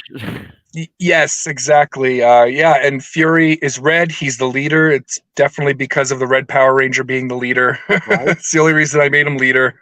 My daughter always yells at me like, "Why did you make Jackson the leader?" I'm like, "Hey, look, I can't be making you the leader because you're my kid. That would make your Auntie Kimmy mad at me. All right."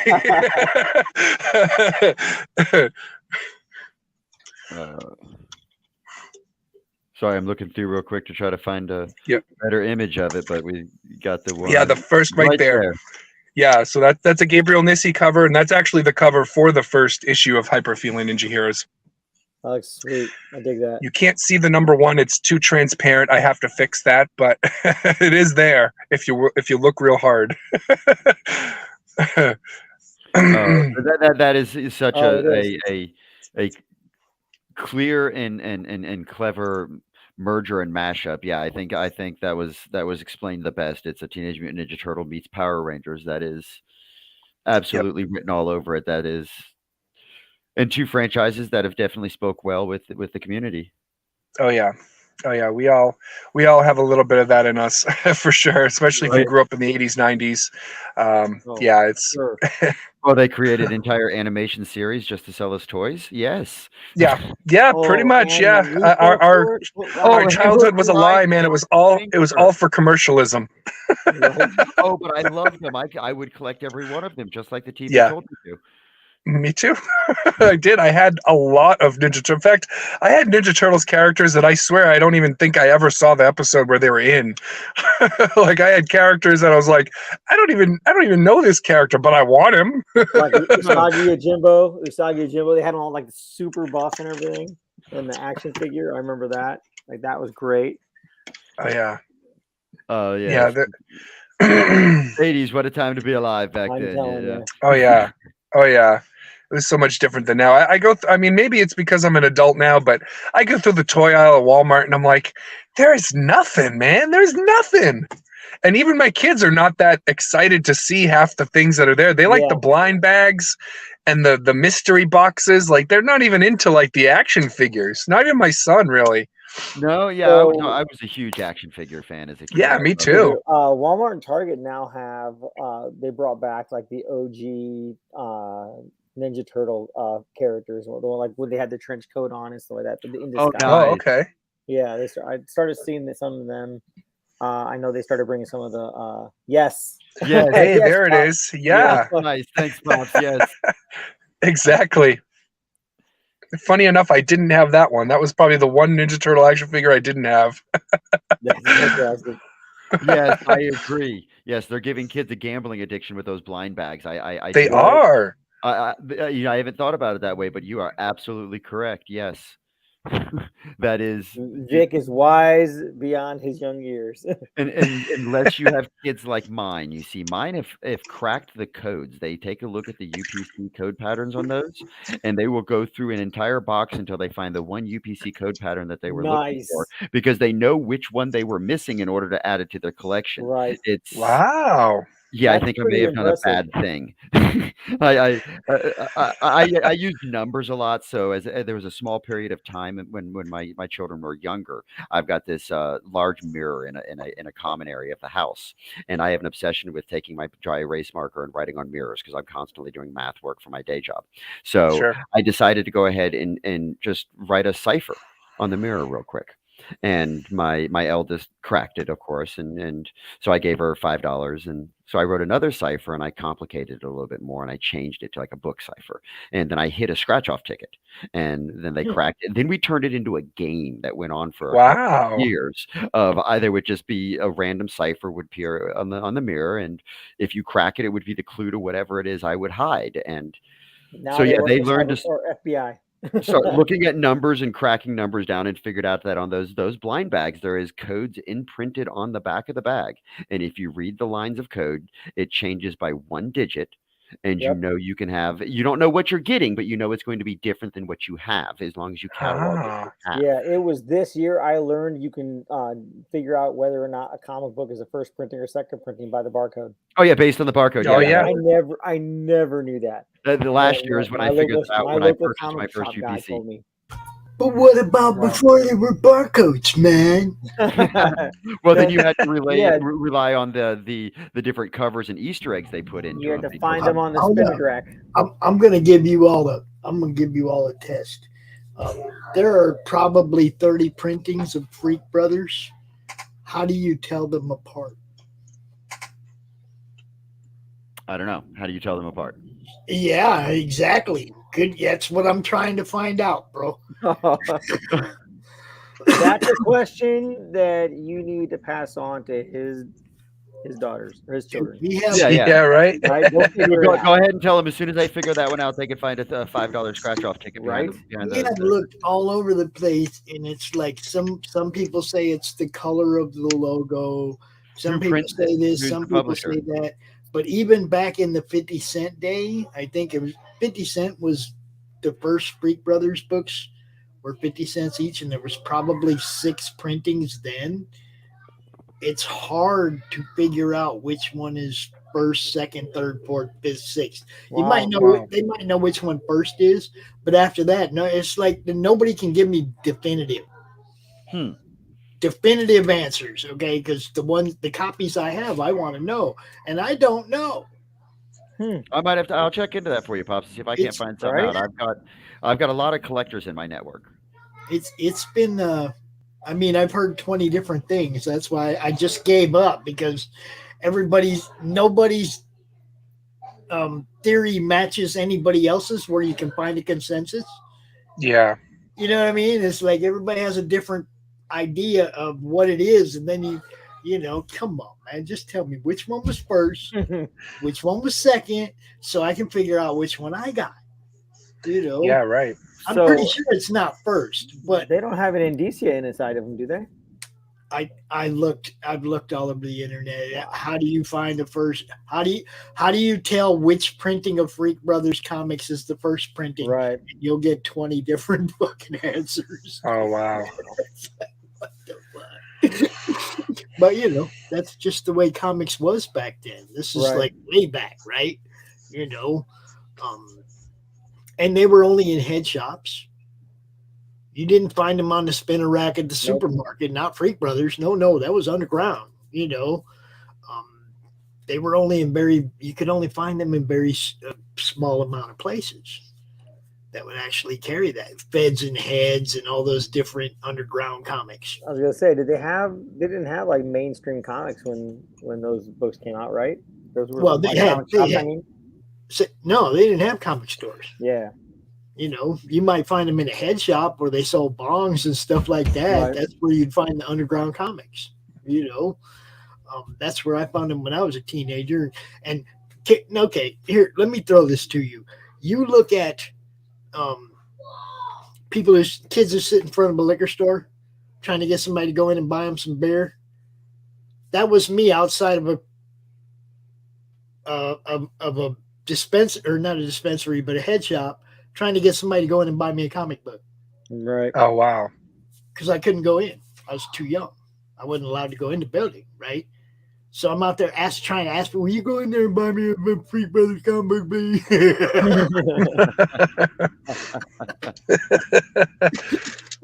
Have you been on this site yet, Pops? This says yeah, I've seen that. But again, it's like then when you go talk to people, when you go look in other places, you'll find a different. Get different answers. Yeah. You know, that's what I mean. I couldn't find anybody that had an actual consensus. Yeah, wow. It is 6 printings at 50 cents, though, right? Yeah. You've got 7. Yeah, all the way up to the 6th printing of 50 cent, and that's black and white art on the IFC, pink interior paper, rainbow or blue ink for the 5th printing. Yeah. You see what I'm saying? There's no. It's like, man, just okay. I got one. That's all. I got one of those. I don't know which one. Yeah, you'll probably have to take it to an appraiser or something. Yeah. Yeah. On the or maybe even some of those forums that a bunch of the collectors get on, and yeah, you got to find somebody who's like who's knowledgeable about the underground scene back then. Right. Yeah, not even just comics; it's the underground comics. Yeah. Yeah, because that was all so much different. It was, that is an entirely different niche. Yeah. Wow. Good stuff right there, though. That was every bit of 70s cartoons right there. Yep. Oh, yeah. That's flashbacks. You look at that right there, and that says the further adventures. Right. Right? Yep. So that's what? Isn't that issue 2? Well, no, but I mean, There's it's like volume 2. Like, oh, wow. You know what I mean? Because mine doesn't say further adventures of. It's just frequent. Nope, page not found. Okay. That's all we got. That's all that's given us on it. Yeah, that's what I mean. It's like now, is yours a matte cover or a gloss cover? It's gloss cover, but like I said, it's not the further adventures of. Right. It's the fabulous furry freak brothers #1. Was it the same cover or is it a different cover? Oh no, it's them running down the hall away from the cops, or running down the alley away from the cops. Oh. So this must be had an additional printing that they did with this one. What year is that? What year is 1970s. Yeah, they were all in the 70s, but I mean. Yeah, I'm not getting at a definitive year. There are 17 printings of this comic, all by Ripoff Press. It is currently unknown how many copies were produced during any of the printings, but I would guess Ripoff was printing at least 20,000 copies of every time. And potentially as many as 50,000 copies and more for the earlier printings, given how fast the books were selling out in the 1970s. A summary of the printings editions delegated below. Very little information. Trippy, huh? Wow. I mean, I've got quite a few of them. I have the Ripoff Press 3D book. And it's like an immaculate, like mint condition. It's beautiful, right? Only thing that's wrong with it is somebody tore the fucking 3D glasses out of it. Oh, no. But the book is beautiful, right? I mean, perfect corners, nice and shut. I mean, not a ding nowhere, dude. It's beautiful. I'll send it away and get it graded. I bet you'll find out then. Yeah, right. Right. Well, without the glasses, it's already taken the big hit. So it doesn't matter what kind of condition it's in because somebody took the freaking glasses out. But yeah, look, all that stuff was beautiful, man. Shelton was awesome. He was hilarious. This is definitely very heavily 70s overviewed. And now they've redone it. There's a Netflix cartoon. Is there? Show. Oh, really?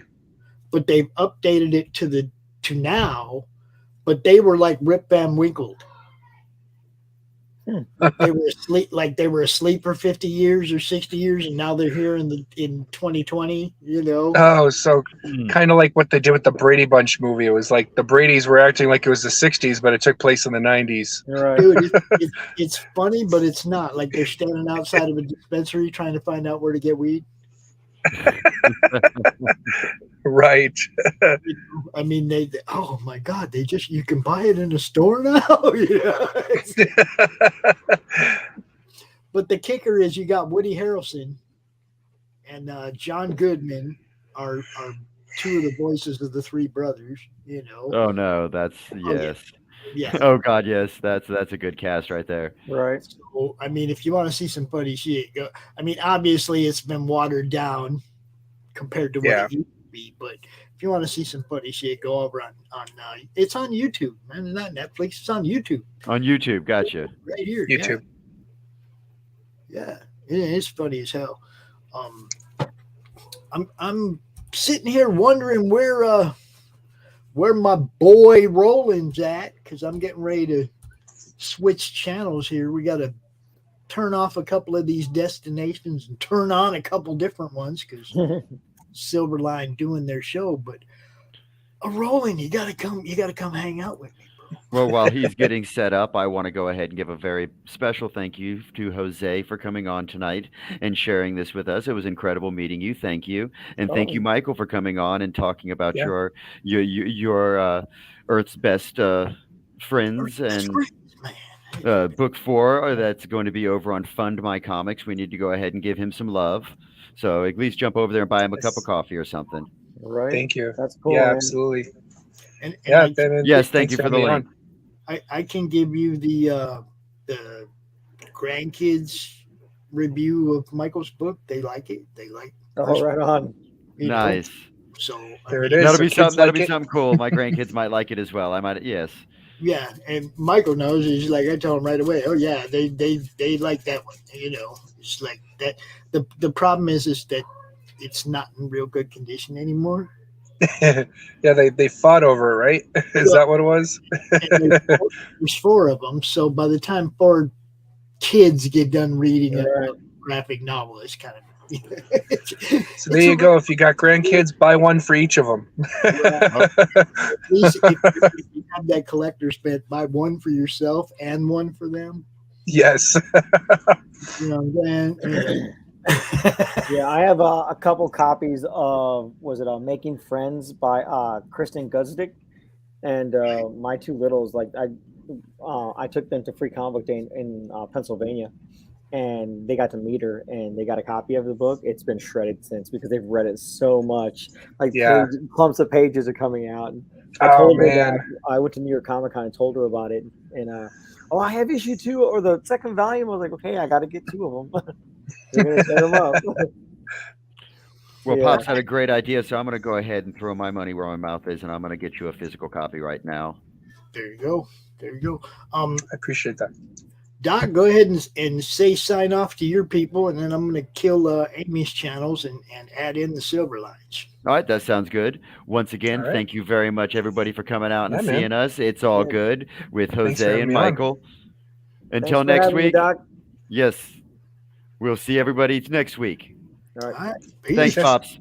You bet. So bye for now. those of you over on Amy's Twitter, bye. Now, I think we had some people pop in. I'm going to add these Silverline channels real quick. Silverline YouTube, you're up and running. Geez, I don't know. Do you want the LinkedIn or do you want the other one, Roland? I'm going to put the LinkedIn, and then if you want me to switch it later, I will. All right. There we go. Silverline. We are now live on Silverline with Rory and Jose and Dick. Oh, hey, Jose. Congratulations. Oh, thank you. Right. Congrats, Rory. That's awesome. Appreciate it. Rory. Hey. We're Good to missing see you your again. favorite And there's the words of wisdom. Yeah, we're missing my better half. I got to see where he's at. He'll be on. Well, I appreciate it. Thank you, everybody, once again. You all have a wonderful night. I'm going to go grab some dinner. Good night. Enjoy. All right. Good night. Good show, bro. All right. Rory, Vic, I'm going to be watching you guys. I have to actually go help put my children to bed. Oh, we have to follow you up? We can't follow you up, Jose. Our numbers are about to just like stop. Just dropping right now. Jose, you're more than welcome to pop back in here if you want. After you get All right. I appreciate it. Homeland duties handled. All right, bye, guys. See you. Vic, hold down the fort. Yeah, I can stick around for a couple minutes, but I eventually got to go to work. Oh, yeah. That's kind of important.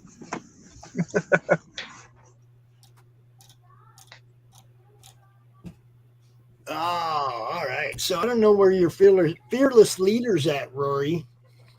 No, yeah. All right. He's slacking. I haven't heard from him all day. There's Scott. I haven't heard from Roland all day. I haven't talked to him since last night. Hi, Scott. Uh-oh. Hey, Scrambling. Hey, Scott. Hey, hi. Look at that. Good to handsome see guy. you again. You as well. Thank you.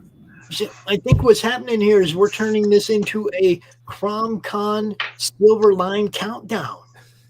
Oh, Minutes, right? I'm We giving. should have a little over an hour left, so hang out until it's over. Hang out, have a good time, and promote what you do, man. If you share your screen so you can control the scroll and it's not like we're stumbling trying to keep up with each other, that makes it easier, obviously. You have Vic here for comic relief. Don't forget to use it. Right. Vic, hello. Age appropriate jokes. right? Yeah. Age appropriate jokes. I don't try. even make age appropriate jokes. And that just means you making fun of us for being old. That's age appropriate is. Yeah, right.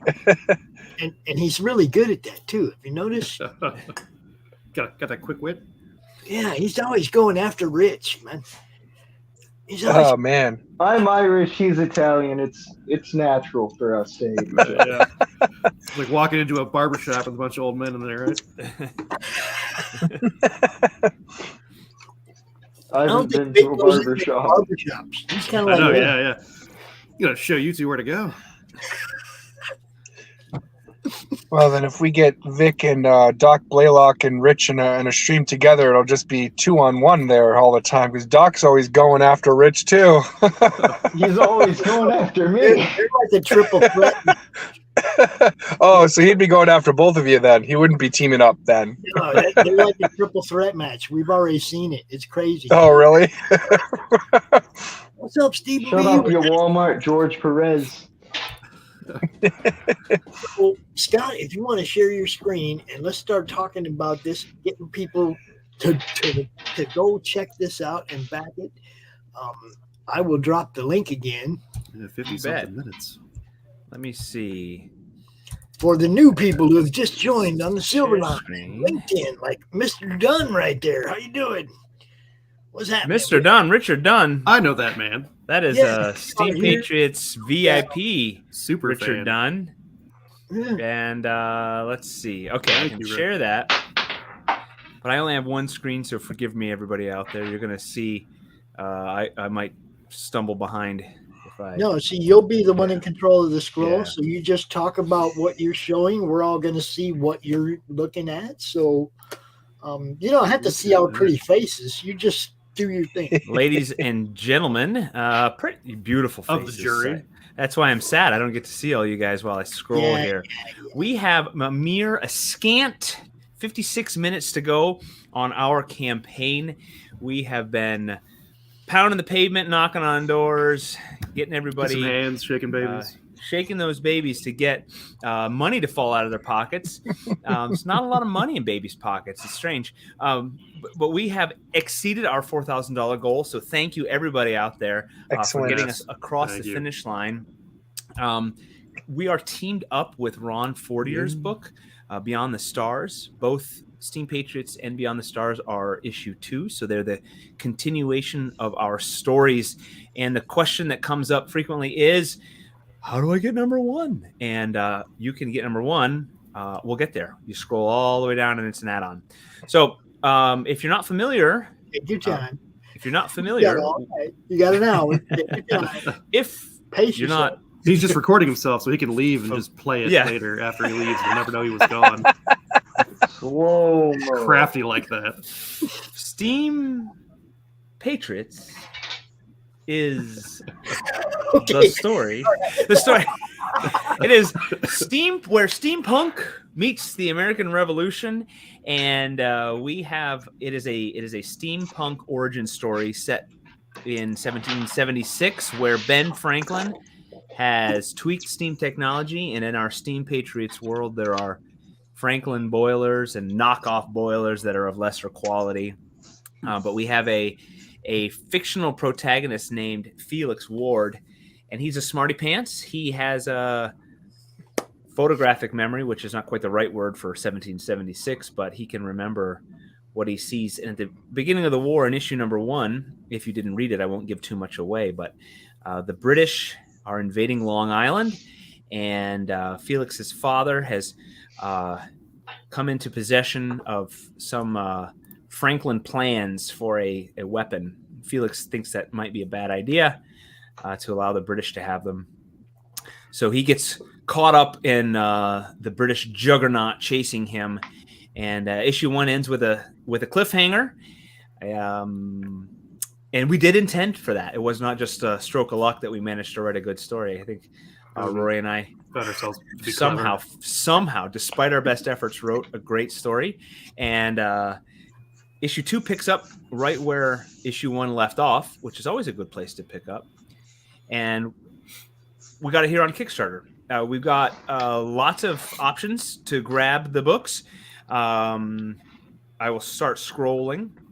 If you want to hop over to Kickstarter and look, we don't want you to get away from the show for too long, but open up that tab and keep listening. And we've got a little behind the scenes story for our stories here, Beyond the Stars. I want to plug that because it is awesome. A galactic spanning entity threatens the Empire of Man, and there are space warriors that are called upon to save mankind. And the Servant of the All-Mother and Professor Yanal Travaine, experts in lost alien races, they've got to do what they can to end this unimaginable horror. And Steam Patriots 2 is what I gave our little description there. Continues Felix's story. We have another heroic person from real history show up. So if you're a fan of American history and the Revolutionary War, we hope you'll love this guy. And I love it. How he teams up with. Thank you, Rory. Here's a little video. So one of the exclusive things you get, of course, the half the point of crowdfunding is to give people some exclusive content, which is awesome because that encourages people to buy. Hopefully, that encourages people to hop on and grab the books now. We have these foil covers, and this is just amazing. I don't know if you can. You can't see.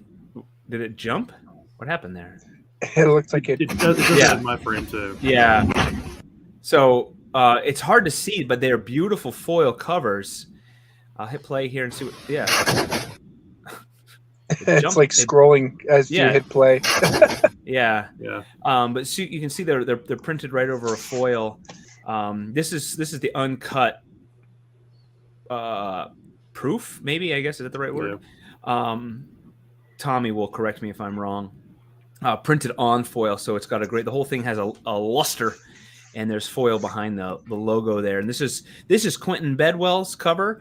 Ben Franklin clearly looking distraught and distressed. Something bad is happening. Yeah, his last model has exploded. Yeah, his I love it. Miniature carriage is blowing up. It's 1/60th scale. No.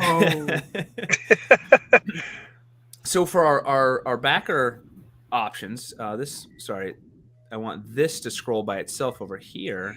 It's all the way at the bottom. Oh, maybe it's because it's showing my recent pledge. How do I go back to? I'm just going to go back to the. Should be able to hit preview or something. That's or. I'm not sure. I'll just scroll through here through this side. So you got foil covers as options. That's the exclusive option. We got a digital double. What's that? That's what I went with. You are wise. You are wise. Get that exclusive foil cover. They're really, really cool. Because they won't be available after this. There you go. And they won't be available for after about 50 minutes from now. Right. That's there'll be a limited print on them. We may or may not bring them to cons, but probably not. You're really going to have to talk us out of them. So you get the digital double. You get both comics for $8. That's the digital PDF downloads. Pretty good. And then you can get, if you choose that, you can get the variant of the covers: the Quentin cover, the Roto cover, and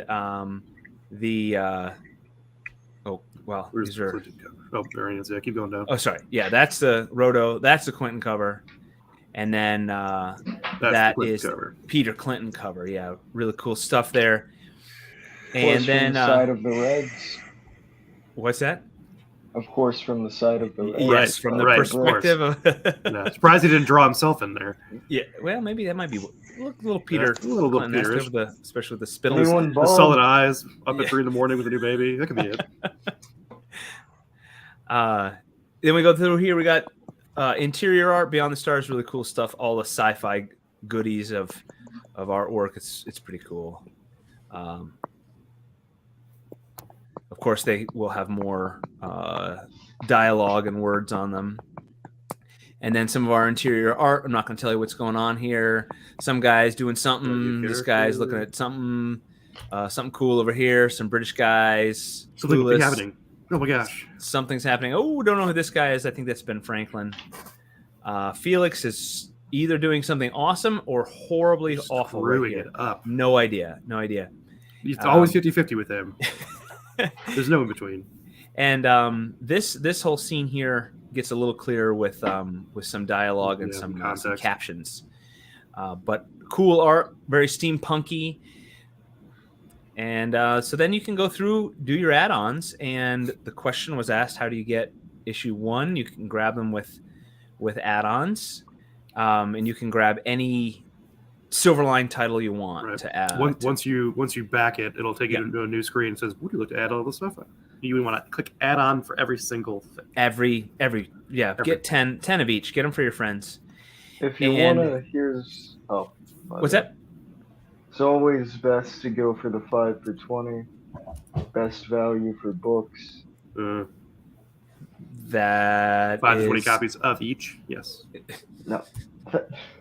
Not on. Mike Belcher has has thrown in some commissions. You can see some samples, but you can commission them for a figure on backing board. That's the comic book backing board if you're not familiar. And then we really recommend adding on a t-shirt because these are really cool. I love them both. Beyond the Stars looks awesome. They both have the Silverline logo, and Steam Patriots is that super Betsy cool. Ross flag. It is good. The flag behind it. It's good stuff. So they look sharp, quality We t-shirts. have the golden ratio in ours. What do we have? The golden ratio. It almost looks like that snail shell, like bottom left to top right, and rolls back around. Oh my! Yeah, the Fibonacci there. Yeah. Maybe. I'm okay. Yes, I agree. T-shirt sizes, you can add those. Those will be those are choices down here. Extra medium costs extra. Yeah, double medium. If you want one with built-in abs, we can talk. We can work on that. Other Silverline titles, of course, are here. There's a bevy of them. And then the trade paperbacks. And then there's information about all these awesome people, each more awesome than the last. Oh, wait, that's us. And look at these guys. And, of course, shout out to Mickey for doing colors, and Dan, keeping us on track with editing and doing awesome letters for the book. That's it for the campaign right now. I'm going to scroll back up to the top because I want to keep an eye on that clock. I was going to say, can you refresh and see how many? 46 minutes to go. I think that automatically refreshes. Okay, I would love if we get just a couple more backers. So like nice round numbers. 120, 125 would be cool. Get us over that line and make it super awesome. There we go. What else am I missing, Rory? What did I forget? Well, you forgot so much. You forgot how amazing our team was putting it all together. Did I forget that? No, you did. No, there's a lot of people. You'd be surprised how many people it takes to make one comic, let alone run a Kickstarter and promote across all the socials. It's a job, folks. And so everyone's been busting their hump. We're so appreciative that we got our goal. And it was like in the final hour.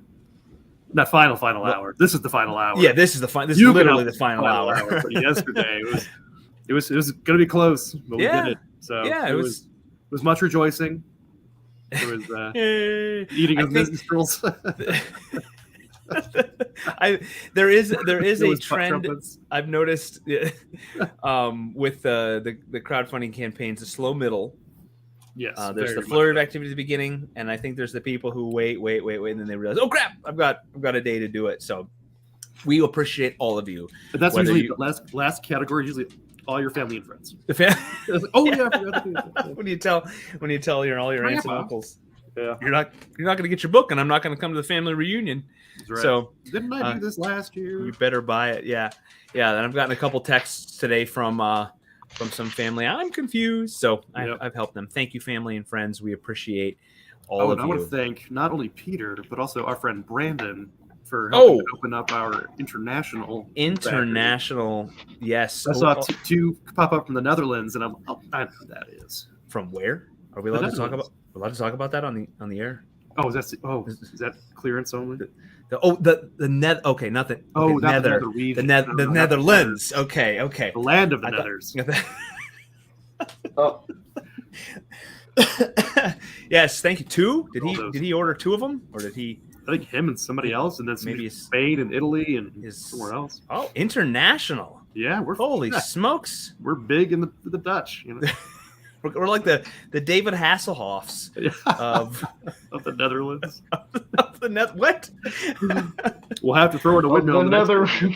Yeah, thank you. Out of solidarity, we'll throw in a windmill. Throw in a. Yes. So the whole team. It is. It's quite an effort to make a comic book, especially when you're like us and you can't draw. So we can give vague ideas. We're just gonna boot Vic out. Yeah.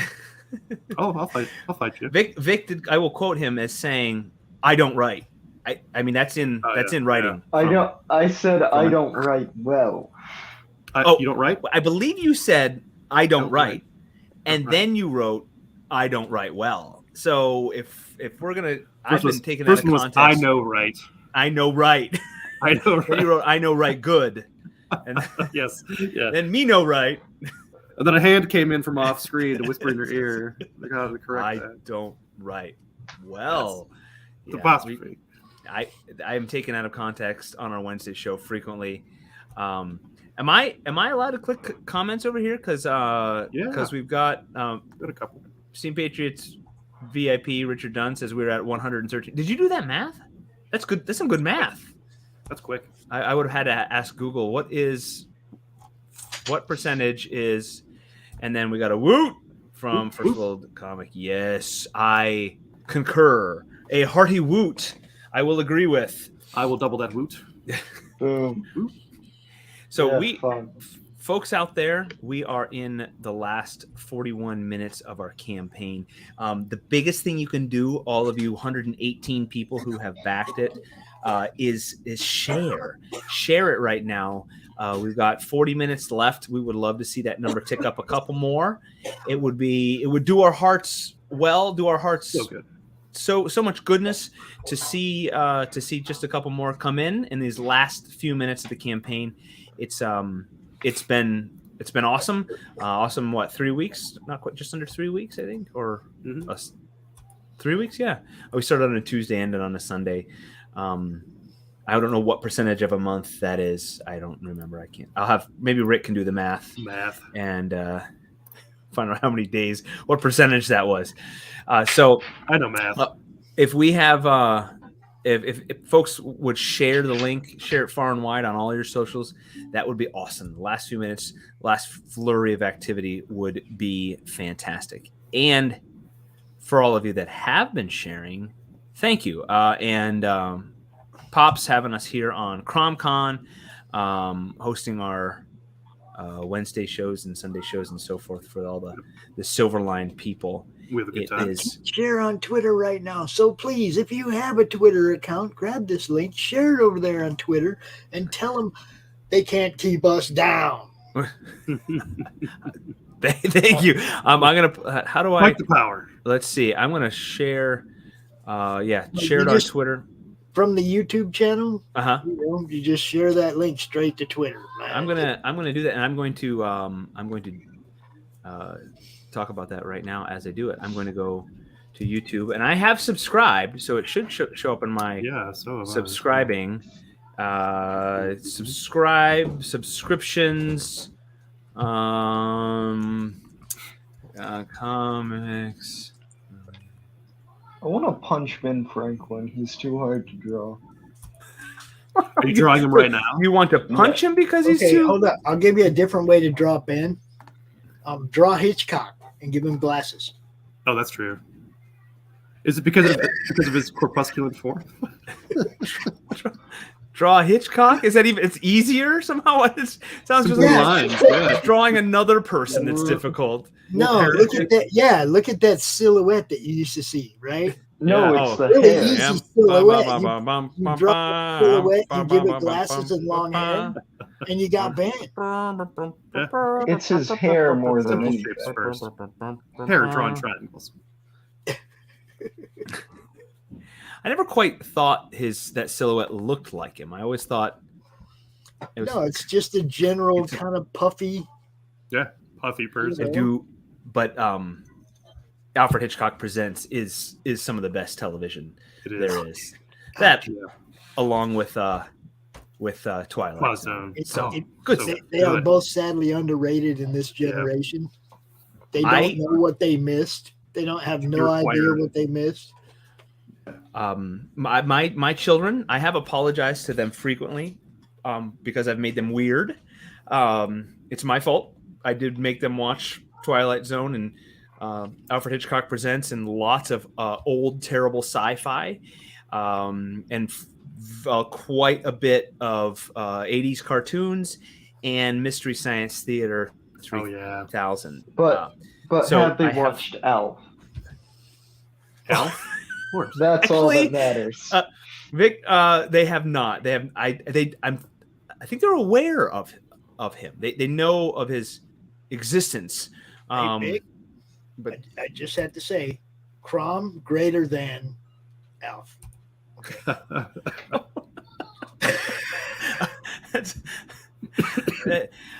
They have not watched Alf. I'm sorry. You're depriving your children. You know I'm what? calling CPS. Please do call the authorities. You're probably correct. They should be taken away from me for my. There's a good graphic novel about Rod Serling. Serling. No T. No T. Sterling. Serling without it. Library. No. Library. Rod Serling. Why do I always get that? It's because Sterling is a word we all say, and Serling is not. You Because I are say surly. Think Oh, surly. Surly. Serling. Yeah. Great graphic novel though about his life. Really? Yes. Do you know what it's called? Is it? I could find out. I'm sure. Yeah, I don't know much about him. I just know his name. And Twilight Zone is good stuff. I also enjoyed Twilight Man. The Twilight Man. Yeah. All right. Might have to check that out. The Black Mirror was some pretty good stuff as well. Very Twilight Zone-esque. I enjoyed that show. Folks, clock's ticking. Share it far and wide. I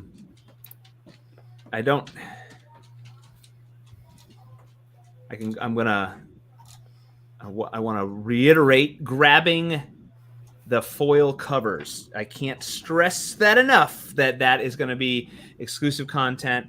And then those Mike Belcher commissions, that's super cool that he added those. Thank you, sir. Thank you, sir. And so, Rory, once this campaign ends in 35 minutes, you and I will have a congratulatory toast. Yes, indeed. What will you be enjoying? I'll be enjoying a Voodoo Ranger. Voodoo Ranger. Excellent choice.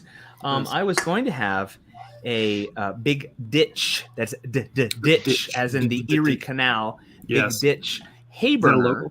Hayburner from Buffalo. It is. And I swore I had one can somewhere that I was saving for this very moment, and I could not find it. And I would have bet you were around I probably stealing would have. beer Yeah, I would have. from my larder. Yes. So I will be having some sort of cheap whiskey, Oh, cheap bourbon. I probably grabbed that hay burner last time I was there and squirreled it away somewhere for the next Stole time it. I'll be there. You probably hid it Yeah. somewhere at my house. Yep. Yes, Rory has a history of drinking my beer that he doesn't even like. Right. And adding insult to injury. So yes. I have to keep an eye on him. Well, the rum was gone. So there was the only thing left desperate was to times. drink my beer. Yes, we'll be having a congratulatory toast to each other, but we will not be resting on our laurels. Where's that phrase come from? That's one to look Resting up. on your laurels. What's when you a have laurel? laurels, your What? laurels, Look it up. The leaves, the Roman leaves of victory when you win the Olympics. Is that what you're doing? You're resting on it? Right. You so rest it's on that? symbolic. Yeah, because that's like you're famous now, so people just give you things. Oh, so on the basis of the idea of, you're not like literally right rest like that would take a reclining. lot of laurels. That would be Leaves are a soft. throne of laurels. Yeah. Okay, so we will not be doing that for long. I mean, we'll for a moment. We will be working on getting the last few jots done of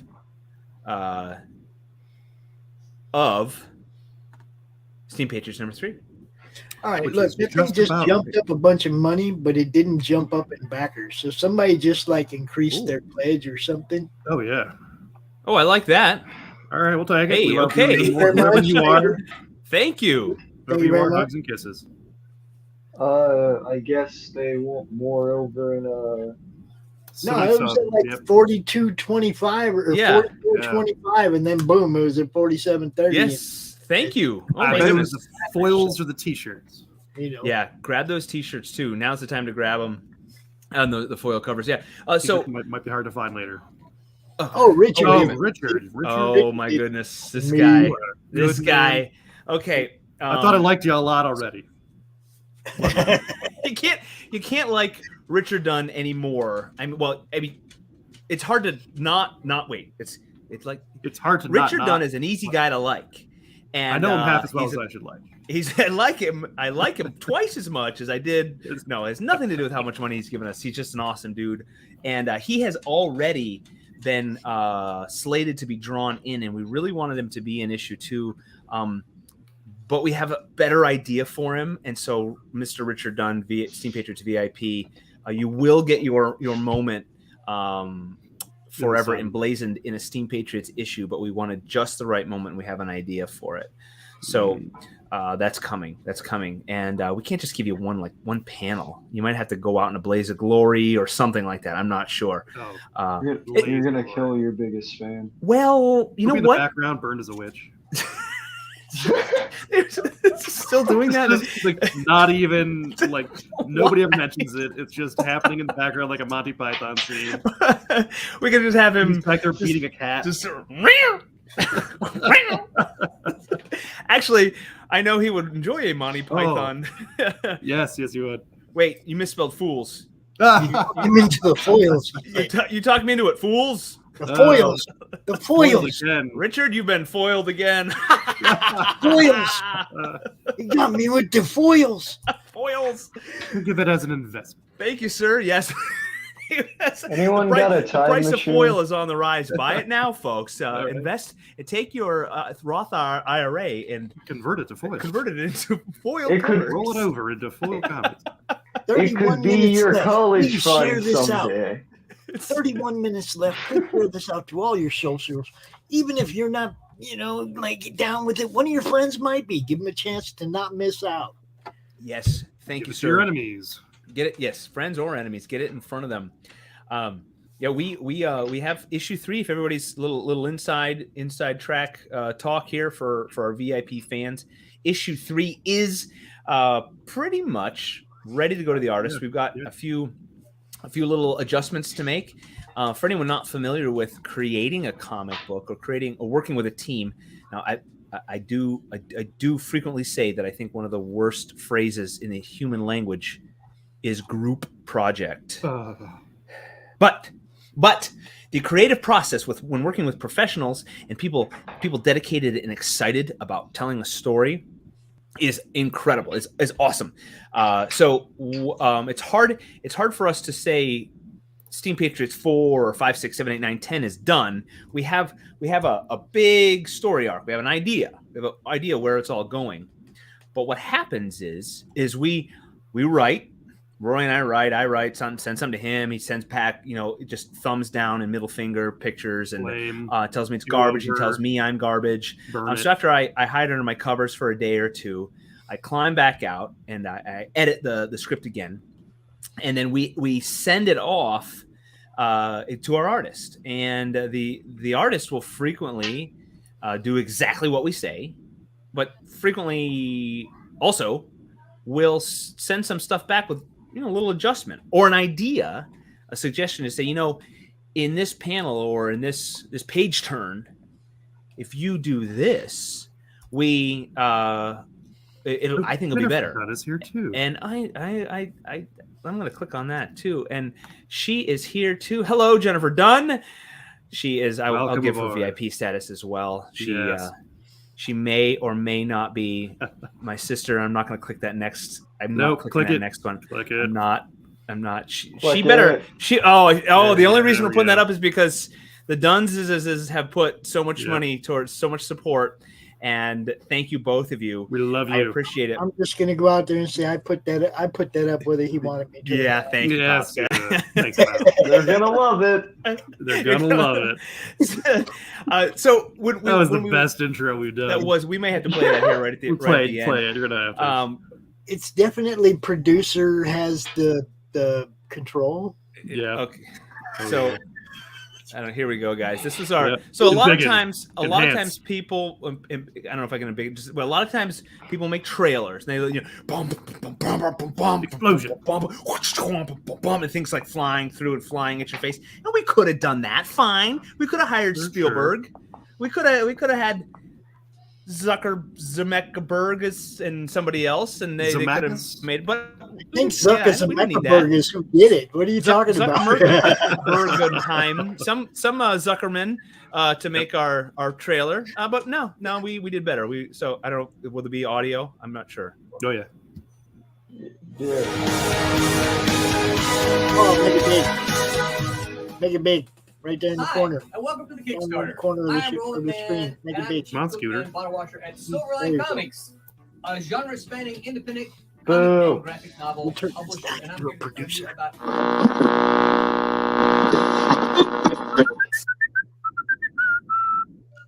Sorry, Roland. We're taking over on this one. It is time to announce the next Kickstarter campaign by Silverline Comics, with a continuation of 2 of the stories you've all been waiting for: Steam Patriots #2 and Beyond the Stars #2 of 6 by Ron Fortin. Tell us about it. All right. Beyond the Stars is a story that follows a team of science warriors that help the All-Mother in an intergalactic battle to save mankind.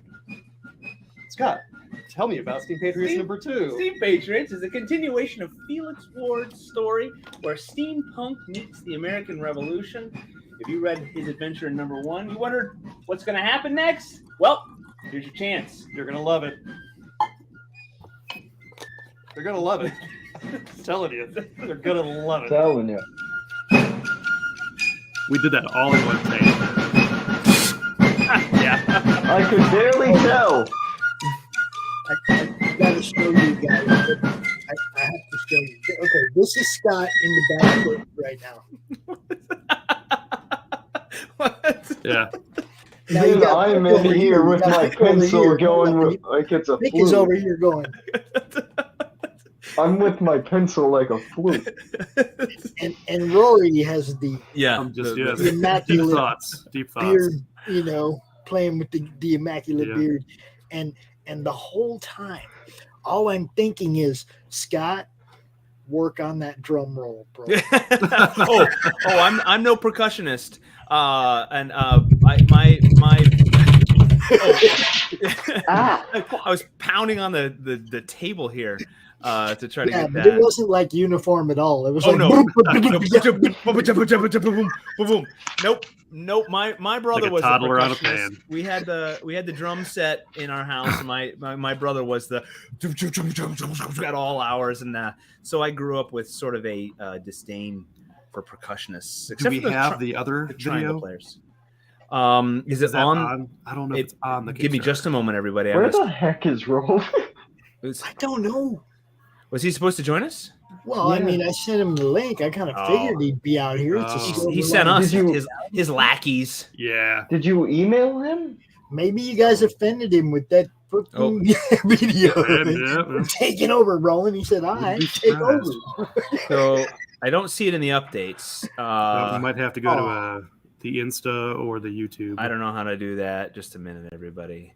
He said, "I don't know how to do that." If you go to the YouTube channel and you look in. Is the it on? video. Is it on? Yeah, it's on the Silverline YouTube. Yeah. All right. Let's see. Or I can look You into guys it. have in the no chat. idea how many times I've had to go strip a show from somebody else's YouTube channel to like when we do replays and stuff. It's like Roland's cool. He sends me everything himself. Like some of the stuff I have to go peel it myself and download it, upload it. This is a good one. Here we go. Are you seeing this? Yeah. Yes. Yeah. Enhance. And turn the volume on. We're gonna start over, everybody. This is okay. I feel like I'm in a high school class. and Yeah. All right. there's no disability. Loading the projector. We got sound. Yes, we got sound. Careful with them books, kid. Oh. It was worth a lot. Yeah. I like the pipe, Scott. Thank you. Doc would like the coffee cup. You're scoring points here. The month of August. Here follows the account of Felix, colonial mechanician, and finding the plans for power. All right, Rory. I think I've researched everything I can. How's it going with you? Good. Yeah, I like it. Real good. Not good. Everything we do is one take. First take. Only. Yeah. We can tell. Yeah. Oh yeah. Yeah. So if you go to Rory's Instagram, it's gonna pop. If you go to Rory's Instagram, you'll see he tried to embarrass me by putting a picture of me writing on a whiteboard. But I think it went viral from all the handsomeness in that picture. But the words I'm writing on that whiteboard were so Rory could, on the other side of the camera, remember to say things like "Beyond the Stars" and I don't remember any of Ron Ford. Well, you may not remember it because of I think he turned it into a drinking game. See, every time I screwed it up. Take 4, take 5. And after every one of them, I pulled a Bill O'Reilly. We'll do it live. Do it live. What does that even mean? We'll do it live. Yeah. I don't know what that is. I've been doing. I've got 1,700 plus videos up on my YouTube channel, and 1,700 plus of them are live. I don't do too much recorded stuff. Just like when I'm at a con and I do a quick short with somebody or something, I'll record that. But everything else is live. I mean, now we do some replays for people.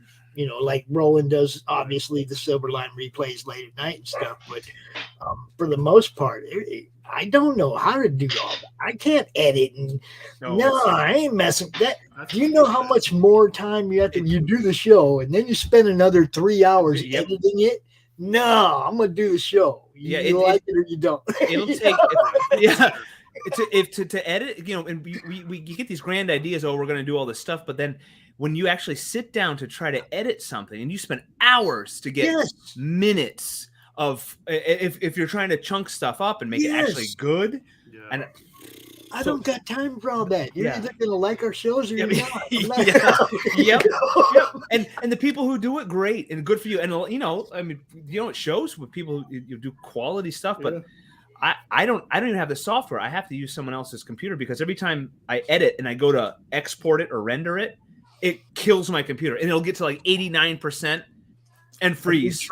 Have you tried using StreamYard to do your recordings? To do the recording? Oh, No. yeah. Can you edit in StreamYard? You can edit. You can make shorts. You can do all kinds of stuff. I have not. I like the free Hit Film Express is free. It does a great job, but when I try to render the video, my computer chugs along fine, and I walk away, and I come back and it has crashed at like 89%, 92%. And yeah, it's like with StreamYard, you like this show when it's over, you can go download it and play with it yourself. But okay. You can also go right in there and edit clips out of it. Gotcha. And make shorts and send them right to YouTube, right out of StreamYard. Okay. Yeah. Do we have a short of Super Creep? What? No one remembers that joke. Okay. Was it a Wednesday joke? No. Well, then what do you expect? Then if it didn't happen on Wednesday, it didn't happen. Right. We're where it's at. You are. We have jumped up a little bit more again. I see. I'm more of a Silver Sunday guy. You're disloyal. None of that. We're gonna call you out on Wednesday if you show your comment face on Wednesday.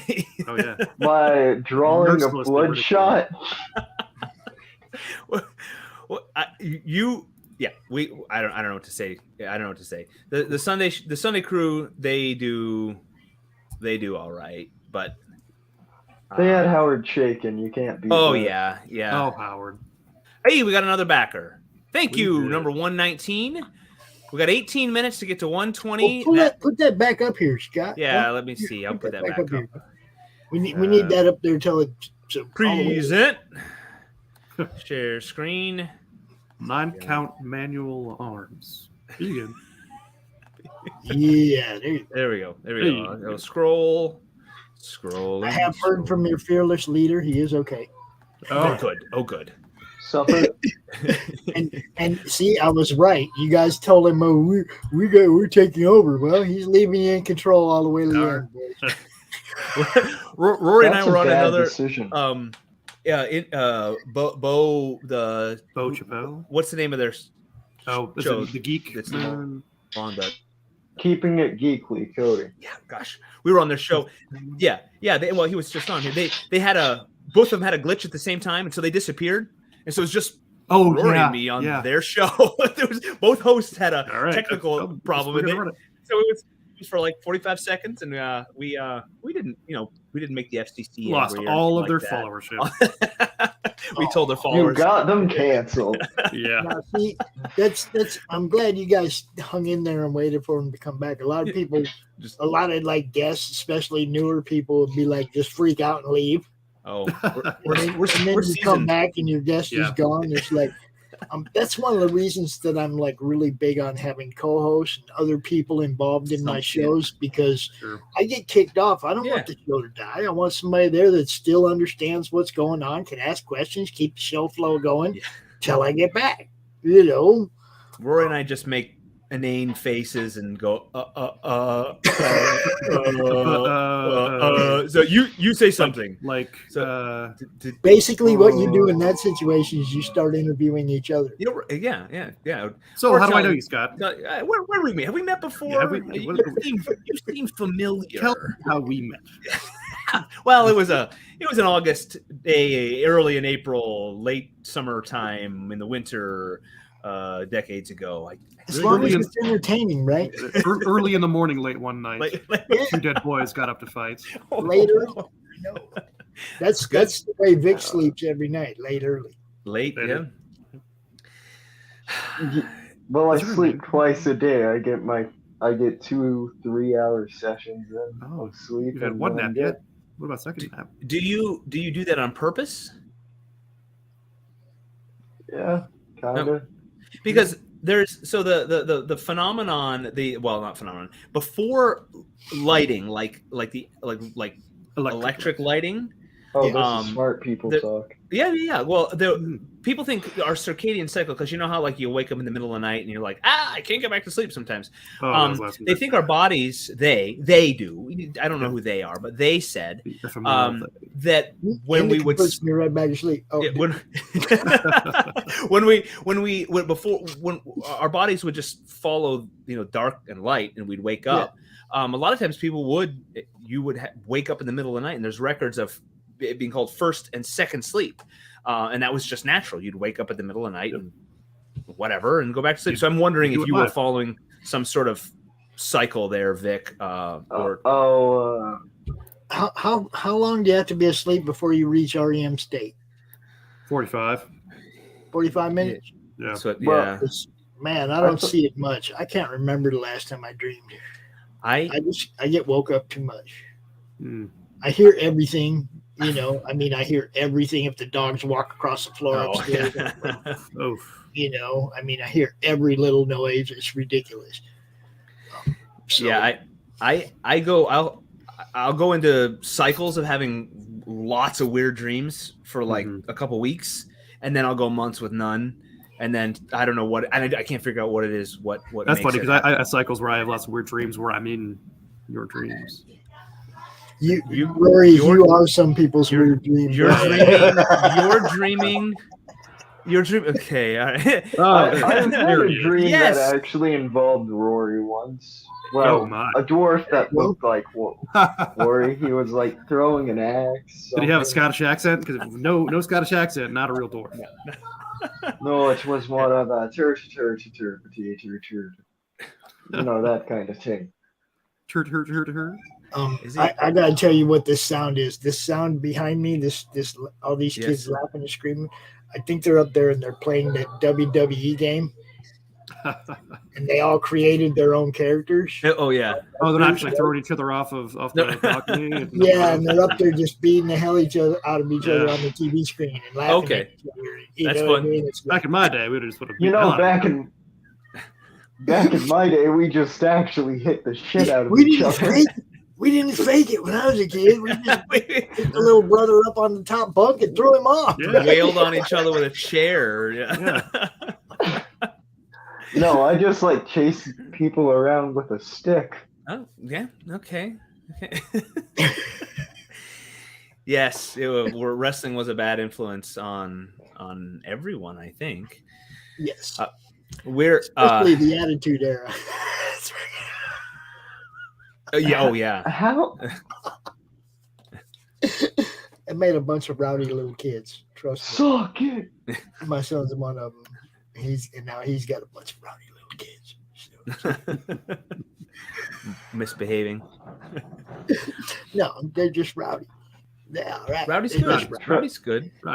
Have you ever tried watching like modern WWE? I think just went up another $12. Another $12. What? Amazing. Up $12. Either somebody just backed something and it hasn't caught up on the backer list, or somebody just upped their pledge again. One or the other. Interesting. 12 minutes, everybody. Folks, we got 12 minutes. Go get your T-shirts. Go get your foil covers. Please share this out to every social media you got, to your Facebook, to your Twitch, to your Instagram, to all that, everywhere. Share it everywhere. Not the stream per se, so much as the campaign link. Yes. Campaign link. Share that campaign. We have 11 minutes till we toast, till I raise a glass. That one, where'd it go? Oh, there it is. That one. Share that Can I link. get a Capri Sun? Yeah, please. Give yourself a couple minutes to get that straw in there. Get that. It's bad luck. Nothing. And I will raise my glass. Yes, Infrafan. I'm going to click on that. Yeah. Blackmail. Yes. Yeah. It's the most effective means. Hey, if I got something on you, back this book. Really, we would love the continuation of our stories. It's such a to have 119 people now. I don't know who got Beyond the Stars. Maybe it's like 118 want to be on the stars, and we got one fan, that's Rick, getting Steam Patriots 2. But but we love the idea, like doing our first comic. was awesome, was amazing. Incredible. Having the story continue and Grow. people seeing it go is Yeah. it's a different feeling. It's a different grow. It's a different awesome feeling. And to have people ask what happened, what's going to happen. I love it, and I love going. So good. I got a question too. 10 minutes. 10 minutes. 10 minutes, people. I got a question too. Okay, don't. That's the back of a Mountain Dew. I'm not. Oh, what? Mountain Dew. What's in here? These people don't pay me, so. Yeah, to have our second comic out is a great feeling. And someday maybe we'll have the Ron Fortier resume, because he's got tons of stuff, and we've been honored to be paired up with Ron. And first issues, Seconds of Promise. Thank you, and it's going to keep going. We want. This is what I always say as a promoter too. I can sell the hell out of your first book, but your first book has to sell your second one. I can't do much for that. You know what I mean? It's like the first one has to be good in order for me to sell the second one. Well, we appreciate everybody liking the first book and the feedback we've gotten, and the emails and the reviews on the first one. People showing up at cons. I mean, that's great. It's a great feeling. So thank you the 119 people that have put their money out there to order our books and Beyond the Stars as well.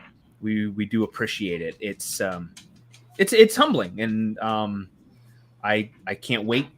I can't wait to get the story to continue 3 and 4, and we're shooting for this year. Momentum gets momentum. We really, the gap between 1 and 2 was just what it was, and unavoidable. So we're ready to go. Oh, I was starting to say then once 3's set, we'll finalize 4. 4 is mostly set, but sometimes stuff happens when with the artist, and we get and there's a little bit of inspiration. Something will change in the plot. Nothing major, but 4 is plotted out. But once 3 is solid, then we move on to 4, and we would love people to keep grabbing the book. We'd love to grow the Steam Patriots world, because really it's chronologically not quite limitless, but chronologically we can keep going, and then within the world we can expand, and we'd like to do some one shots and some mini series with other characters, and tell some other stories. We would also love to have the ability, the means to elaborate on real history, and Rory and I have been chewing on how to do that, whether it's on our website or maybe when the time comes to do a trade paperback or a graphic novel style, we can add more content that's some more real history. We'll figure that out, because we've had lots of stuff, lots of people say, "Oh, I didn't know this little tidbit." And just us talking about like Ben Franklin, and Steam Patriots is just going to barely scratch the surface of the Revolution. And you see all the books behind me that I've read, each and every one of them. Out loud. Johnny Rebel, are you in there, Johnny? Are you mixed? What are we? I'm confused. I'm confused as well. Star Trek. Johnny Rebel is a book from the Revolutionary War. Oh, which? Wow. Okay. I'm sorry. Yes. When are we getting Steam Pioneers? Steam who's? What Steam now? Pioneers. Ooh. See, we had some ideas. We do have. Hold that thought. Yes. He killed a mechanical bear. 6 minutes, people. You hear where this is going. Get behind it. 6 minutes to go. We'd love to get 5 minutes to get that 120th. Yes, and I agree. I'm going to click on this. And for fans saying yes, Steam Patriots 4 will make a lovely Christmas stocking stuffer. Yes, if we get this out in time for Christmas, that is an excellent goal. We would love to do that. we'd love to keep this world going. And you know, we need readers, we need our fans, and so we appreciate everybody. And you know, these 119 people that have ordered the comic through Kickstarter here, they have good taste. They have great taste. But all of the, you know, I wish if Rory and I were better, we could compile our convention sales and so forth, and Indie Planet sales and stuff. You know how many people have gotten issue number 1 in their hands. We thank you. Have been used to start a fire. Yeah, we have no idea, but we appreciate. Go to the Jim O'Reilly School of Self Promotion. We appreciate everybody out there that it's you know, to have created something, and this was, you know, a decade in the making to get the first issue done. Oh, we got 120 backers. Yeah, 120 4 minutes ago. Yes, wonderful. 120. Thank you. That's a great number. 120 sounds way better than 119. I love it. Yes, I love it. And screenshot that and Twitter it out. 4792, great number. I love it. It's a So great number. no one else 4 back. minutes. We can get more. We can get more. We got 4 minutes. 4 minutes. We can get 4,800 is another. If someone put $8, and I'm gonna. I sound like the public radio. Just $8 more to get us to our goal, folks. You can help pay we don't have tote bags. Get, We don't get your digital double right now. That's the $8 thing. There you go, Vic. Yeah, nicely done. Nicely done. Natural talent. Yes, 3 minutes to go. 120 backers. I'm honored. All of you have ordered our comics. And I hail know to you, Billy yes, Power Max. Yes. Hail to you. Do we put them up there? Yeah. Yes, sir. And then Infra Fan. I think those are those explosions, exploding. In the words of Scott Weekfield. Yes. Ooh. Which words? I can't stop thinking of ginger swapping. That is a Wednesday quote. That is immortalized last Wednesday. It's good stuff. Yeah. And I will shamelessly promote our show. Rory and I are on Silverline's Wednesday here on the Madness Network, and Vic is a regular guest, chiming in, creating mass confusion usually because he makes a comment on something that I didn't even realize I said, and then I'm like, wait, what? Wait, what? And he'll tell me, you just said this, idiot. I'm like, oh, okay. 2 minutes, people. 120 backers. Going live in 2.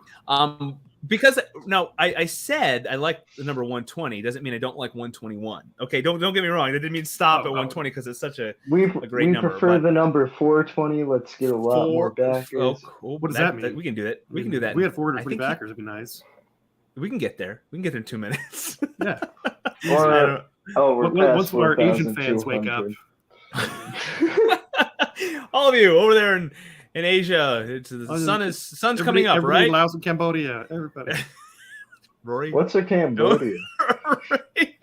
Yes, Silverline Comics, 120 backers is awesome. Huzzah. We agree. We're counting down the minutes, folks. All of our fans out there. That must be your boy Roland, huh? That is somebody. That's probably BJ.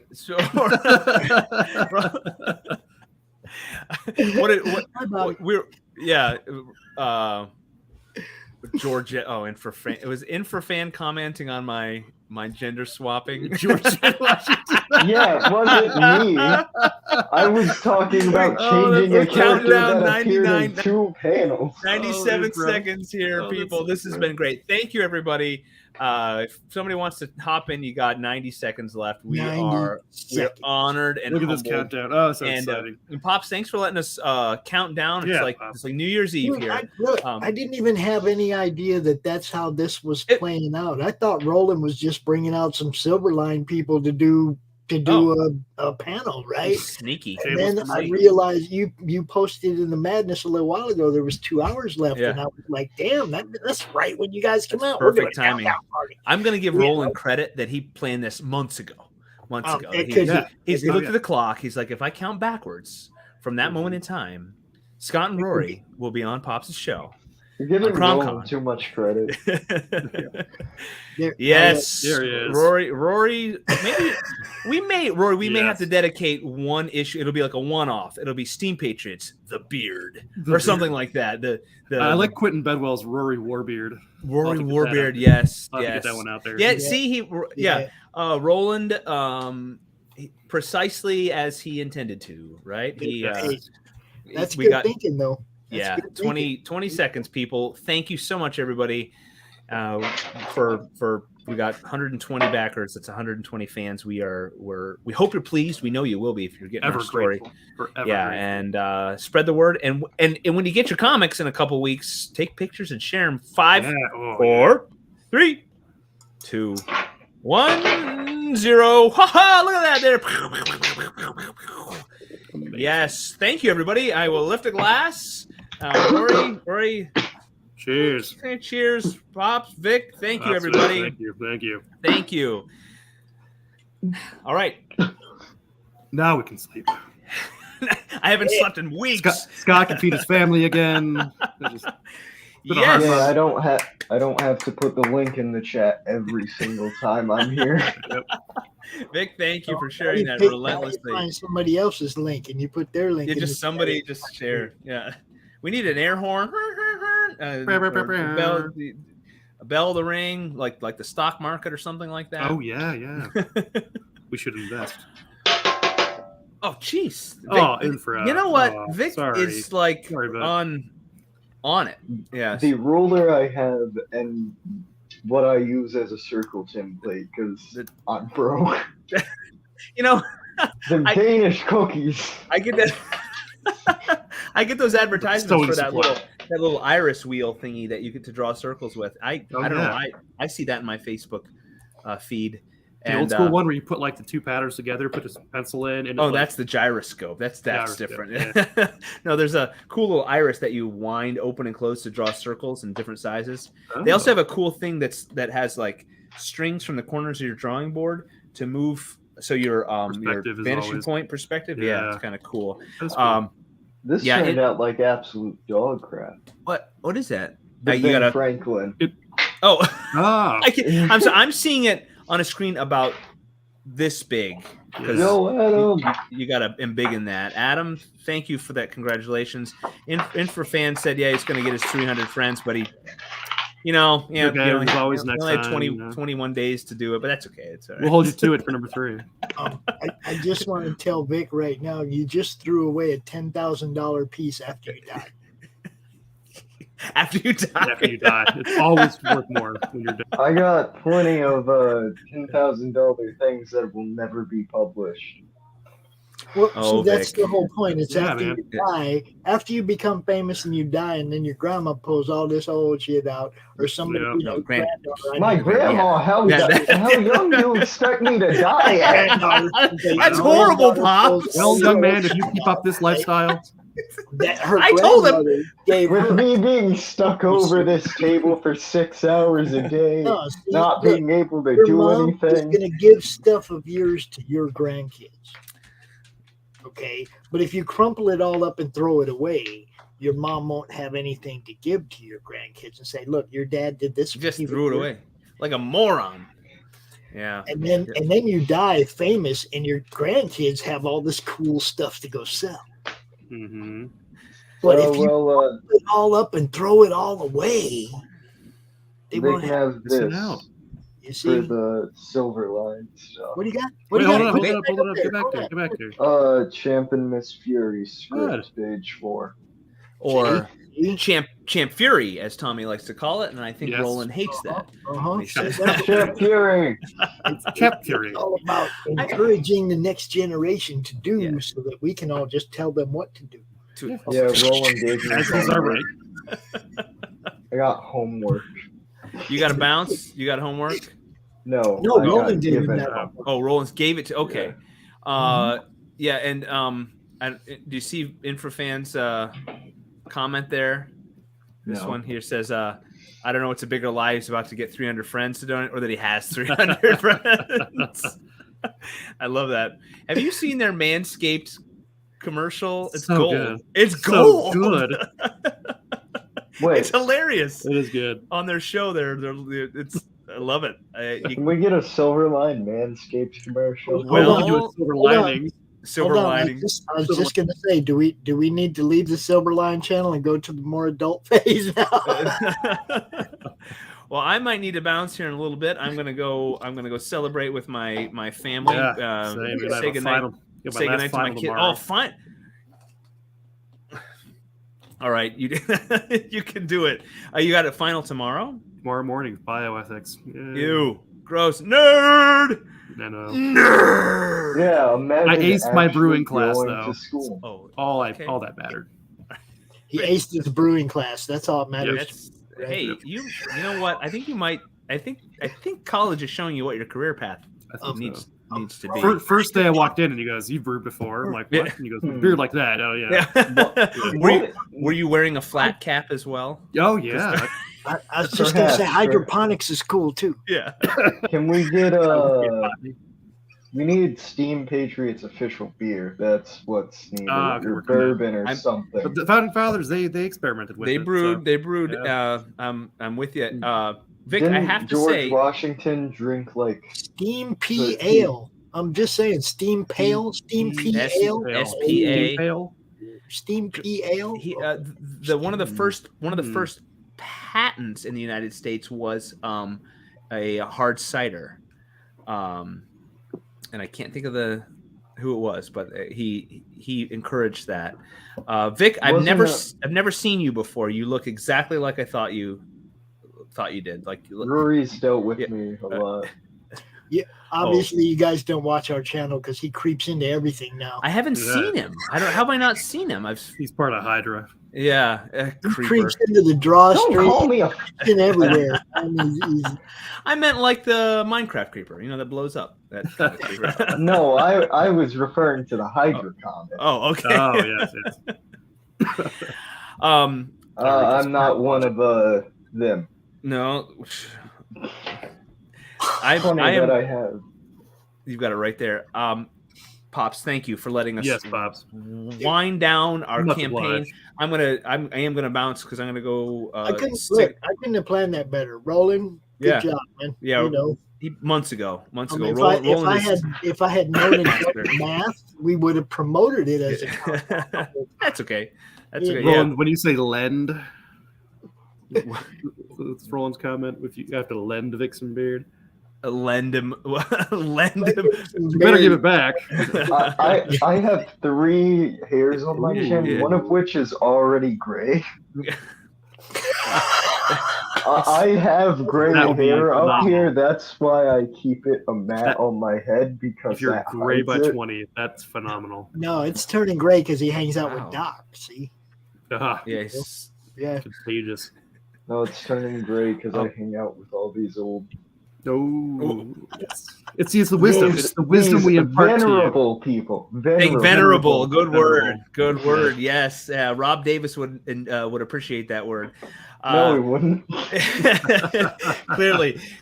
Pops, thank you. Rory, do well on your tests tomorrow. Study hard.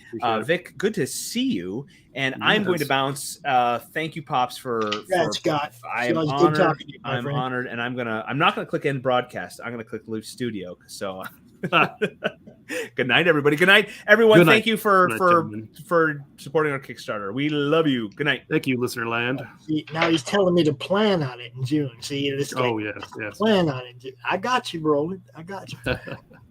Rory, hey, congratulations. Thanks, Bob. Appreciate it. Thank you. Thanks for having our back the whole time.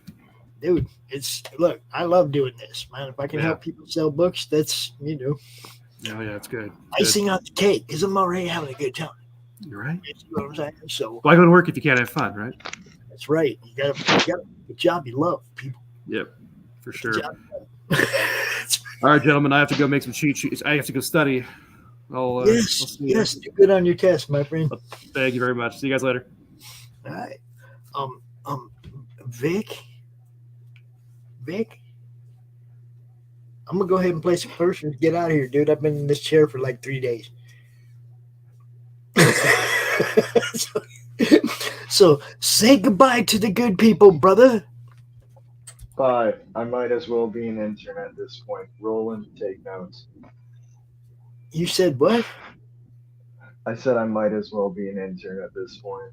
Because An intern, Silverline intern, Roland. He's applying for the internship. I've said this hey, like I'll give 3 him the times. reference. I give him the reference. All right. No, so, don't. You know, there you go.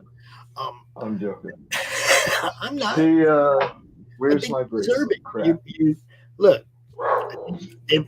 If there ever is such a thing as a Silverline internship, I think you deserve it, because you do put in the time, and you do love what they do, and you show it, and and look at that. It's an interesting thought. You see? He said interesting thought about it twice. I don't really want it. Oh, shut up. Now I'm going to kick him. Yeah, make your Silverline, buddy. That's right. Y'all have a good night. I'm going to play a couple commercials, get out of here. Tomorrow morning, you got the Spaghetti Western replay. Brian Christgau. We love that show. And Monday Madness tomorrow, it's a CRoM overflow. Anybody that didn't get a chance to come out during CRoM and show off what you got, we'll do a open show tomorrow for everybody can just come out and hang out. Cool. My arm hurts. Please end it.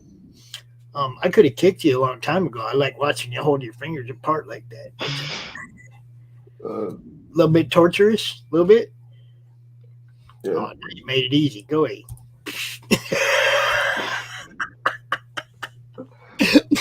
I'll see you, Vic. Y'all have a good night. Peace. I'm going to play my commercials from my sponsors because we love what they do. My ass hurts. I've been here too.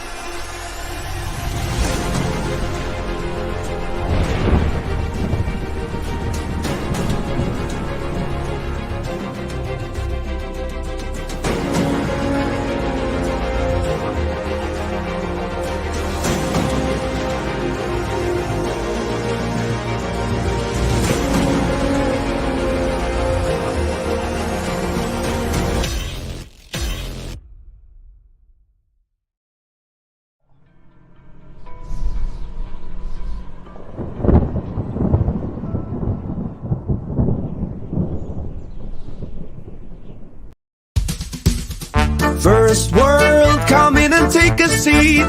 Pay us no attention, it's all conspiracy. We have satire and parody, some funny, some perverse. If none of it's offensive to you, you'd be the first.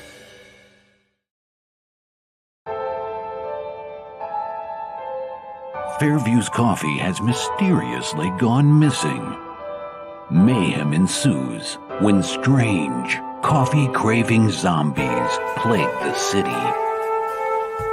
Detective Mickey Potatoes, an overworked public servant, uncovers why ordinary citizens are losing their minds and how to stop the coffee apocalypse. But It involves the mafia. And when you're dealing with mafia crime families, nothing is ever easy. The mafia controls everything in the city, including the police, including him. If he breaks the mafia, they will break him. So, the city is without coffee. The city is burning before his very eyes, but he's powerless. Detective Potatoes has the power to stop the coffee apocalypse, but if he does, he could lose everything.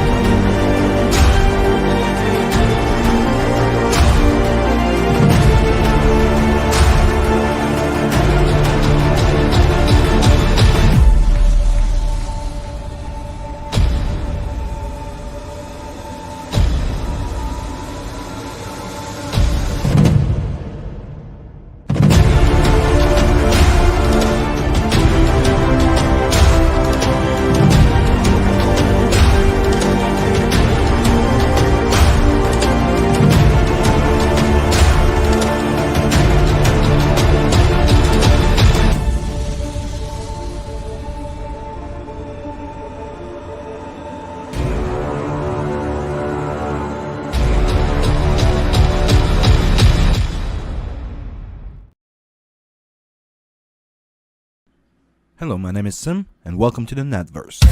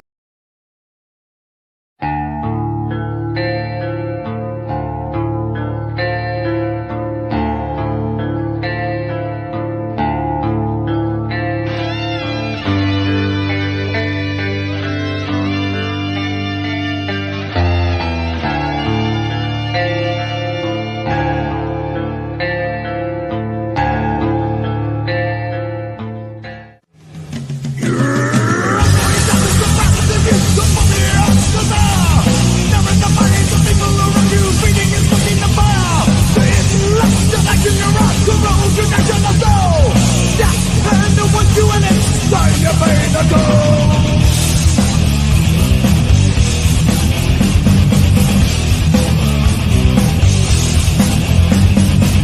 Doesn't matter what you say or the action that you take. This is done without your will for the problems that you made. You're denying the justice of Aragorn legions all around you. Different things you cannot change in the darkness that's inside you.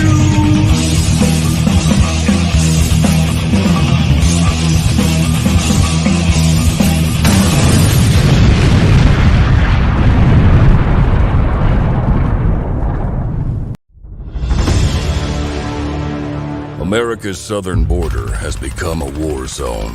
Human traffickers, drug smugglers, and terrorists flow across the Rio Grande with impunity, secure in the knowledge that no one will stop them. A distant federal government lectures Americans on their privilege while punishing overworked border patrol agents who were helpless to stem the tidal wave of invaders and determined migrants. Second-generation Cuban-American Marcos Zamora is a military vet, more patriotic than most Americans. No longer able to ignore the chaos at his doorstep, he acts. Joined by his best friend Gus, they hit the border every night, saving lives while stopping violent drug cartels and other opportunists. The government reacts with fury at Marcos' attempts to preserve American sovereignty, deploying the full might of their enforcement agencies. But Marcos understands that the only thing the rich and powerful fear is bad publicity, and he records every encounter. Whoever he is, this private American must be stopped. Illustrated by Richard Bonk and written by Eisner winner Mike Barron, Private American is his version of Captain America, and maybe a little Punisher, taking part in this ongoing, violent, and very real battle of good versus evil in the war for American sovereignty. Grab your copy at theprivateamerican.com. We have a secure border, and that is a priority for our administration.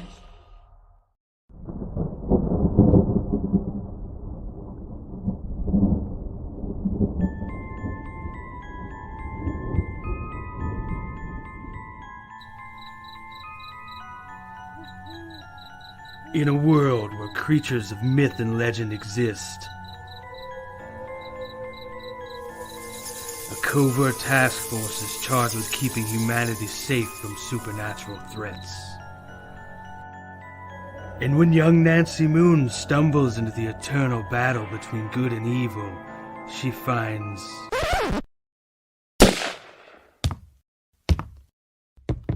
Oh my god, will you shut up? What's happening? Agent Beckett here.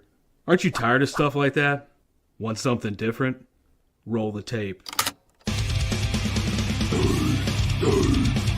Whoops. Sorry about that. That's a song I'm writing for my ex. Okay, here we go. Yeah, that's more like it. Alrighty. Welcome to the world of the mythicals. We have it all. Monsters. Magic. Government agents. He's the strong silent type. This guy. Ugh, gross, dude. Get some kind of cream or something. Lots of 90s style action. Pew pew pew. And that strong female lead alluded to earlier. Not to mention a dashing field commander with a great sense of fashion. Look at those glasses. South River Studios presents The Mythicals, Issue 1. Buy it, if you dare. Ugh, will you can it already? How'd you get free? Now beat it before I lose my cool. So what are you waiting for? Back it today. Like right now. Back the Mythicals today.